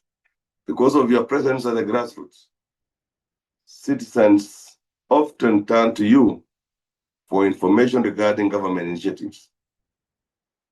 You should therefore be able to guide citizens on any program that is being prioritized and undertaken by the government. Your ability to clearly explain government programs helps build public awareness, trust, and participation. What I'm trying to say is that you need to be ahead of everybody around or in your jurisdiction. You need to know very well government programs, initiatives, and even its priorities, so that you will be a source of information, a source of right information, a source that is dependable, and always people always come to look up to what you are saying. The third area that I wanted to inform you as an efficient officer is to uphold integrity and also professional conduct. As NGAOs, you represent the authority, credibility, and image of government at the grassroots level. Your conduct, both in your official duties and in your personal lives, must therefore reflect the highest standards of integrity, professionalism, accountability, and ethical leadership. Citizens must have full confidence that their administrators are fair, disciplined, transparent, and committed to serving the public interest. Because of the position you occupy in society, members of the public constantly observe your behavior and look up to you for guidance and leadership. Your homes, your conduct, and your interactions with the community must therefore reflect the dignity and discipline expected of government officers. It should never be the case that a national government administrative officer becomes associated with activities that undermines public confidence in government. On the contrary, NGAO must set the highest example of personal discipline and responsible conduct within the community. There are cases of people who are, and especially officers who have, unfortunately, have gone wayward. You get some, they drink too much, you get them fighting, abusing each other in public, you find others having financial challenges that will bring them into disrepute. These are the things that I'm talking about, that we need to be very careful that any activities that undermine public confidence in government should be things that should not be around you. You have to portray and you have to live a life that will bring confidence in government. Your homes and families should be known as places of order, respect, and leadership within society. Homes that are admired, emulated, spoken about positively by the communities you serve. Remember also that the public trust in government is strengthened when NGAOs demonstrate discipline, impartiality, and respect for the rule of law in both their professional responsibilities and personal conduct. Let us therefore uphold the honor of this service and ensure that every NGAOs remains a role model of integrity, discipline, and public service in the community. The fourth is to provide mentorship and community leadership. NGAOs are not only administrators, you are also leaders, mentors, and custodians of values within your communities. Because of the position you hold, many members of the public, especially young people, look up to you for guidance, direction, and inspiration. Your words, actions, and lifestyle influence how communities perceive leadership and public service. You therefore have a responsibility to actively mentor the younger generation and guide them towards productive and responsible citizens. These include encouraging your young people to pursue education and skills development, engage in entrepreneurship and productive economic activities, embrace discipline, patriotism, and respect for the rule of law, and avoid social vices such as crime, drug abuse, and other destructive behaviors. Ladies and gentlemen, this mentorship responsibility is often exercised through the various community engagement platforms available to NGAOs. As NGAO, you interact with communities on a daily basis through public plazas, community meetings, schools, and local development initiatives. These platforms provide valuable opportunities for you to speak to the youth, guide them, and inspire them to pursue positive pathways in life. Through consistent mentorship and leadership, you can help build communities that are disciplined, united, and committed to national development. In doing so, NGAOs contribute not only to the administration of government programs, but also to the shaping of responsible citizens and future leaders of our nation. The fifth is to strengthen risk analysis and early warning. Because of your close interaction with communities, NGAOs are often the first to observe emerging risks and also challenges within society. Your presence at the grassroots places you in a unique position to detect early signals of issues that may affect the stability, security, and development of our communities. I'm aware that NGAOs prepare and submit regular reports, whether daily, weekly, or within other specified timelines, from the lowest administrative units upwards, and sometimes from the top downwards as well. These reports form an important part of the government information and decision-making systems. However, they must be more than a routine administrative exercise. They must provide meaningful insights that enable government to anticipate challenges and also take timely action. As NGAOs, you must constantly ask ourselves important questions. For example, were there early warning signs for the drought situations or the ravaging floods that some parts of our country are currently facing? Did we observe environmental changes, water shortages, or livestock distress early enough? What action did we take to escalate those concerns?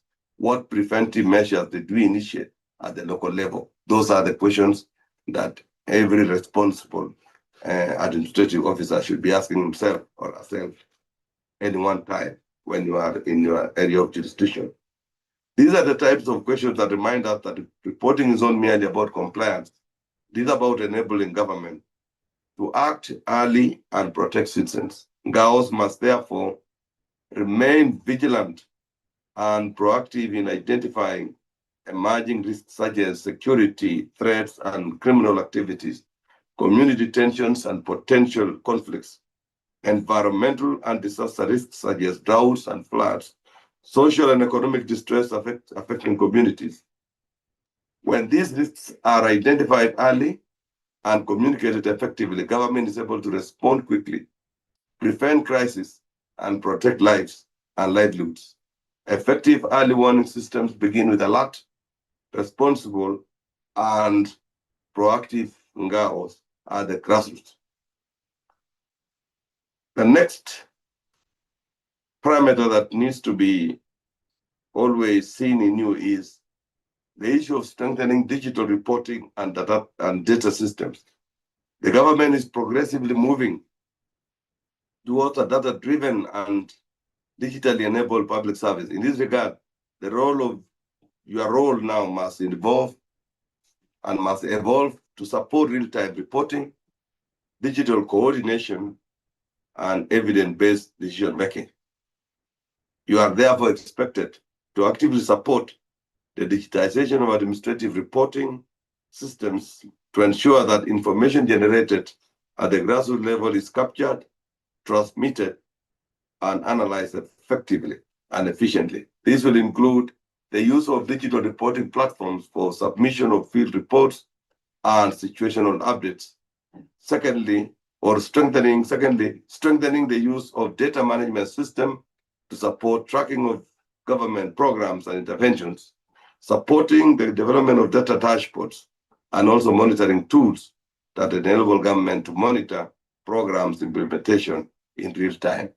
Finally, is to ensure that information collected at the grassroots level contribute to evidence-based policy decisions at the national level.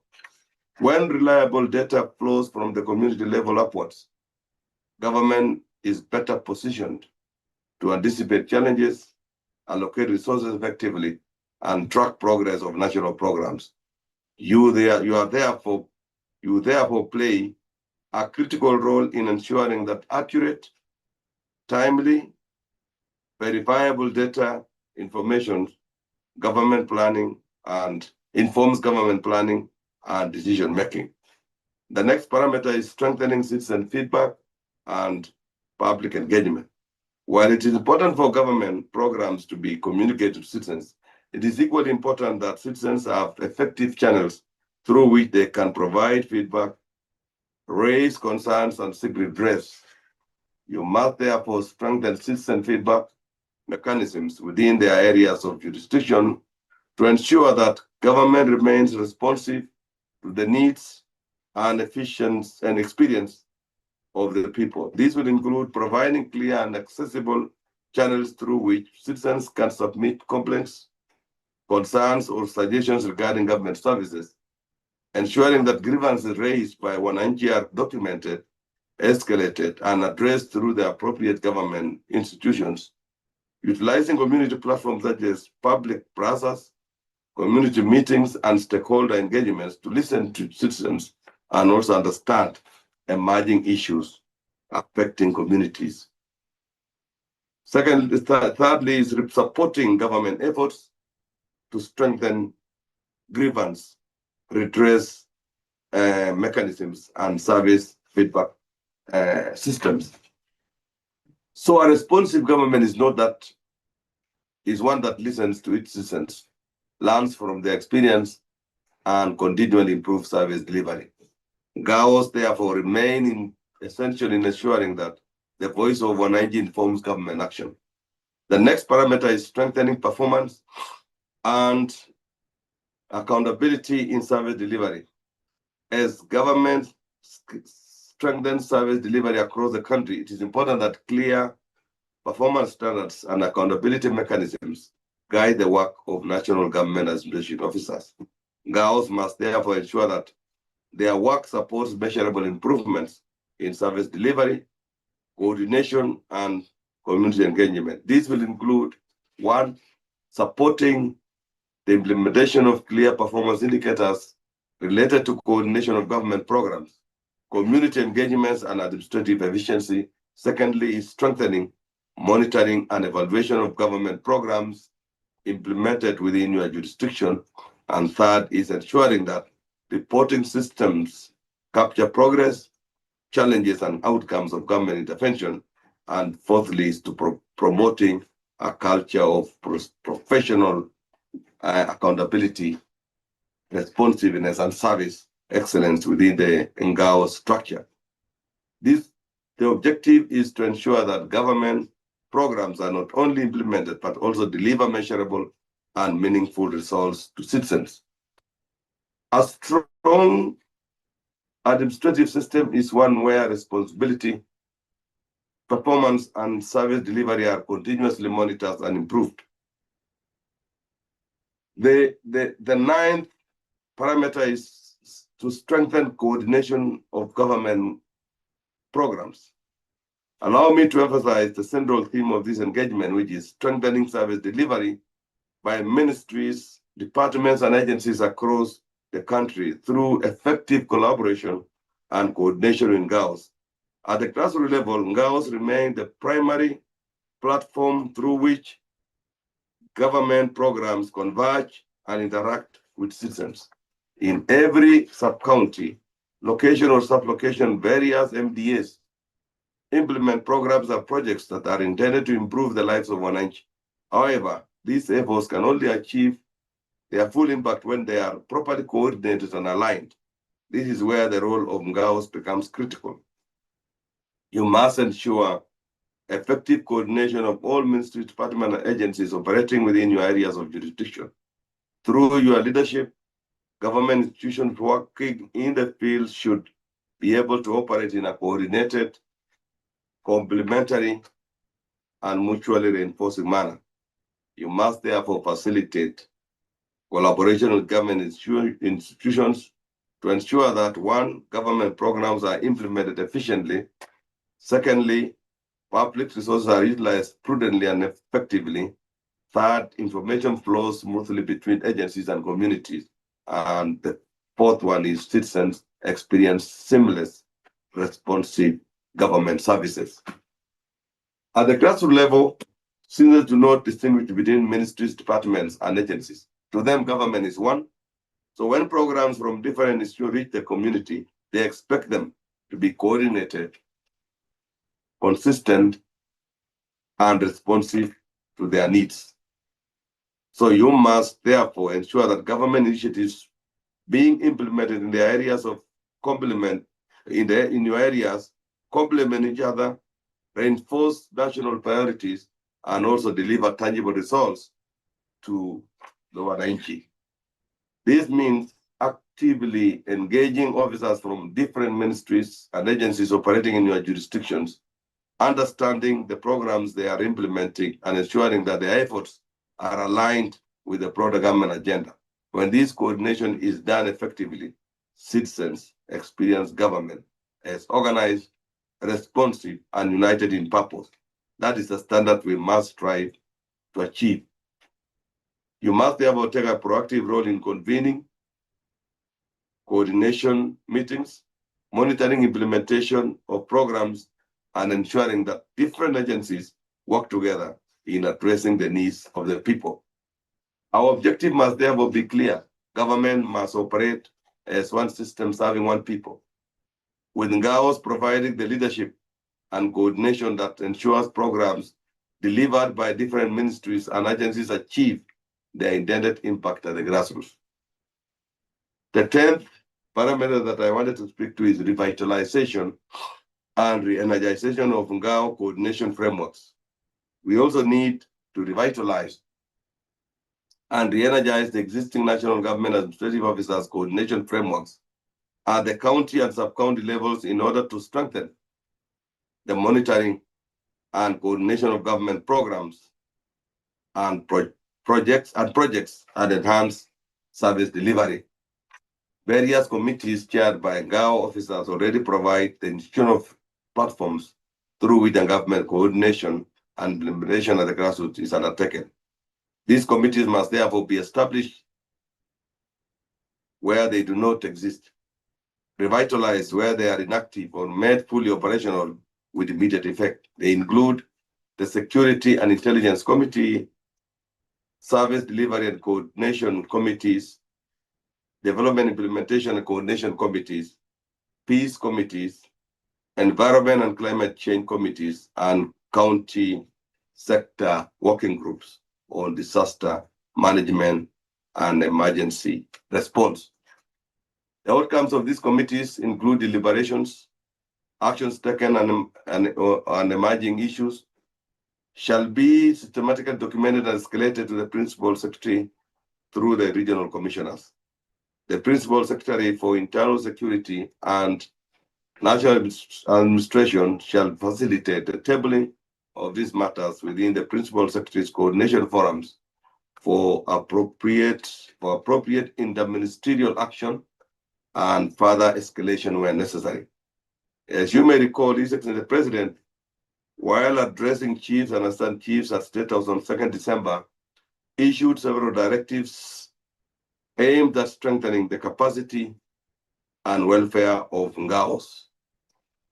These included the procurement of mobile mobility vehicles, the increase of AIE allocation for chiefs and assistant chiefs, and the promotion by one job group of officers who successfully completed the chiefs and assistant chiefs paralegal and security management course at the training. I know the PS and the ministry is handling that.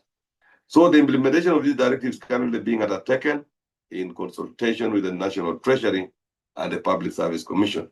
I wish to assure you that the necessary processes are being undertaken, and you will begin to see the results progressively as stated by the PS. Government family believes that a motivated and well-facilitated officer is better positioned to deliver effective service to the people. Our objective is to ensure that NGAO are adequately supported, motivated, and facilitated to continue serving the nation with dedication and professionalism. In order to strengthen service delivery by MDS through effective collaboration and coordination with the national government administration officers, the following recommendations are issued for implementation through the Office of the Principal Secretary for Interior and Administration in liaison with other Principal Secretaries. One is the establishment of structured coordination mechanism at the county and sub-county levels, bringing together officers from MDS and NGAOs in order to support coordinated implementation of government programs and projects at the grassroots. Second is integration of NGAOs in implementation of government programs to ensure that all MDS implementing programs at the grassroots formally engage and work through the national government administrative structures in order to strengthen coordination, information sharing, and effective service delivery. The third is strengthening monitoring and reporting of government programs.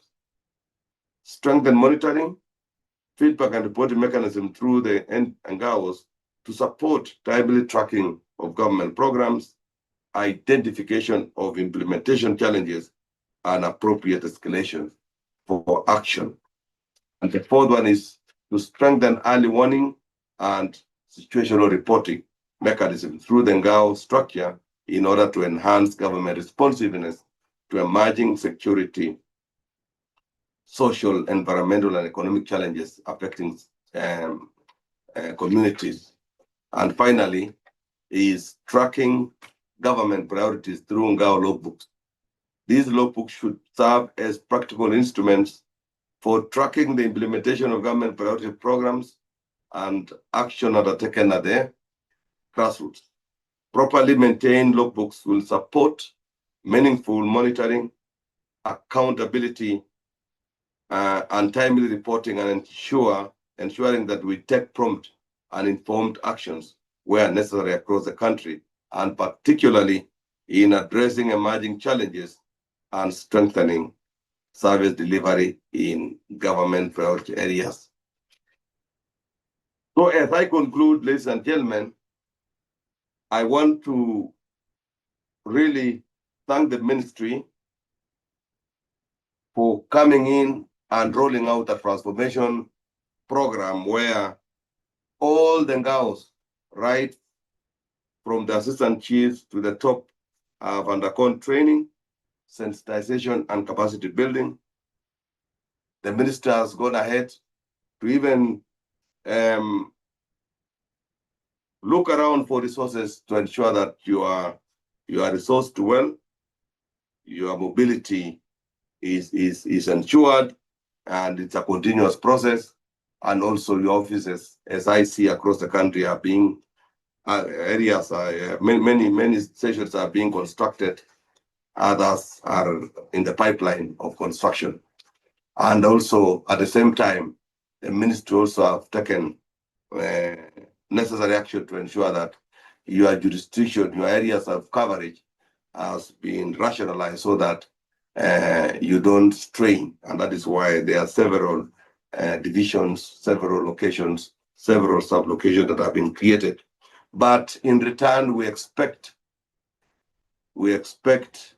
more focus. We expect you people to work so hard, collaborate with the citizens, lead them, guide them, and more importantly, and I want to say that I'm also happy, is to espouse and explain government programs. I've been in several meetings of late, 3 months, 2 months, now within 2 months, where a chief, a county commissioner, an assistant county commissioner, or DCC, when they are given an opportunity to speak, they always go straight to explain what the government is doing, how far housing has gone, issues of SHA, and many other initiatives that the government are undertaking. That is a very good direction, and we are happy that now the entire population of this country is really receiving the information, and the information that is right, the information that is factual. And I want to ask all of you to still continue getting more information, getting the facts from your respective ministries, departments and agencies, and also even from your ministry headquarters on areas that perhaps you don't have enough information, so that whenever you are speaking to people, whenever you are addressing people, you are giving them facts, you are updating them on data, statistics that are real, that are undisputed, so that at the end of the day, the misinformation, the disinformers, and those who are peddling lies are put to shame, because you will have already stated the position of government that is factual. Thirdly, I want also to encourage you. I've seen many, and I want to thank those, to encourage you to develop yourselves. Self-development in terms of going back to school, being responsible for your progression. I've seen many chiefs, many assistant chiefs are now degree holders, and I can see progress in that line. I think also the ministry and the entire government should also think of a way of trying to acknowledging the academic achievements that our officers are achieving progressively as they are going forward. I want to also promise that I'll be part of those who will have a discussion and support the review of the terms of conditions of service, and also to see how we can really spot those who are hardworking, either academically or even professionally, to ensure that they are acknowledged and they are also rewarded. So I want to really thank all of you for really working very hard, because as I said earlier, as a good as a steward in where you are, as a good example where you are, as a mentor where you are, you improve even the thinking of the people around you when they see you progressing, when they see you developing yourself, when they see you investing, when they see you even going to school. Many people will be encouraged and motivated to do the same. So as government, we are really focused on accountability. We are really focused on integrity. We are really focused on transparency. And we are really focused on fighting corruption. I want all of us, from RC down to assistant chief, to be the champions of war against corruption, to be the champions of efficiency, to be the champions of effectiveness, and to be the champions of honesty, and to be the champions of all that is required to make your work easy in your respective stations. So as I conclude, allow me to reiterate that the success of government programs at the grassroots depend greatly on the effectiveness of coordination and leadership within the national government administrative structure. This can only be achieved when NGAOs provide the leadership that brings government institutions together and the ground at the ground level. I therefore urge all officers to continue discharging their responsibilities with dedication, integrity, and professionalism as we work together to strengthen service delivery across the country. Finally, I wish to really thank you for your continued commitment and service to the nation. I look forward to meeting and interacting with many of you mashinani in the coming days. Tupatane kwa ground as we continue working together to strengthen service delivery and transform the lives of the people of Kenya. Asanteni sana. Mungu awabariki.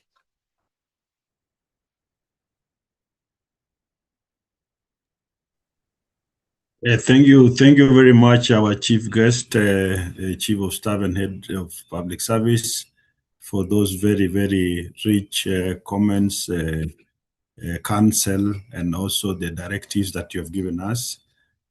On behalf of our teams through our principal secretary and the cabinet secretary. We undertake that we will surely take on all the directives and the responsibilities that you have given us. We don't take this day for granted. It is really an opener for us. It is a big one for us, and we want to promise that through your directives, we will go back re-energized, and you will see results as we go down to serve our people. So thank you very much, sir. I know time has been very constraining. I want to bring on board Khalif Dole, the County Commissioner for Makueni, to close this with a word of prayer. Thank you, sir. Khalif Dole.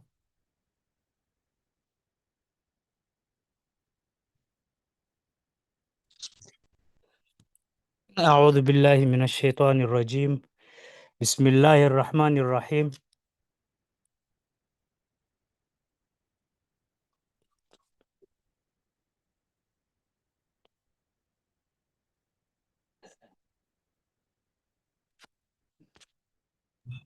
Thank you, Amen. Thank you so much.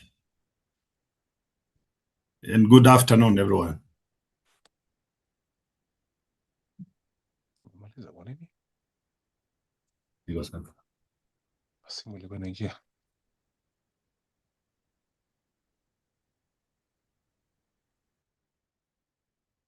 Simu kama inaingia na video iko on, huwezi endelea. Hawakunisikia, si ndio?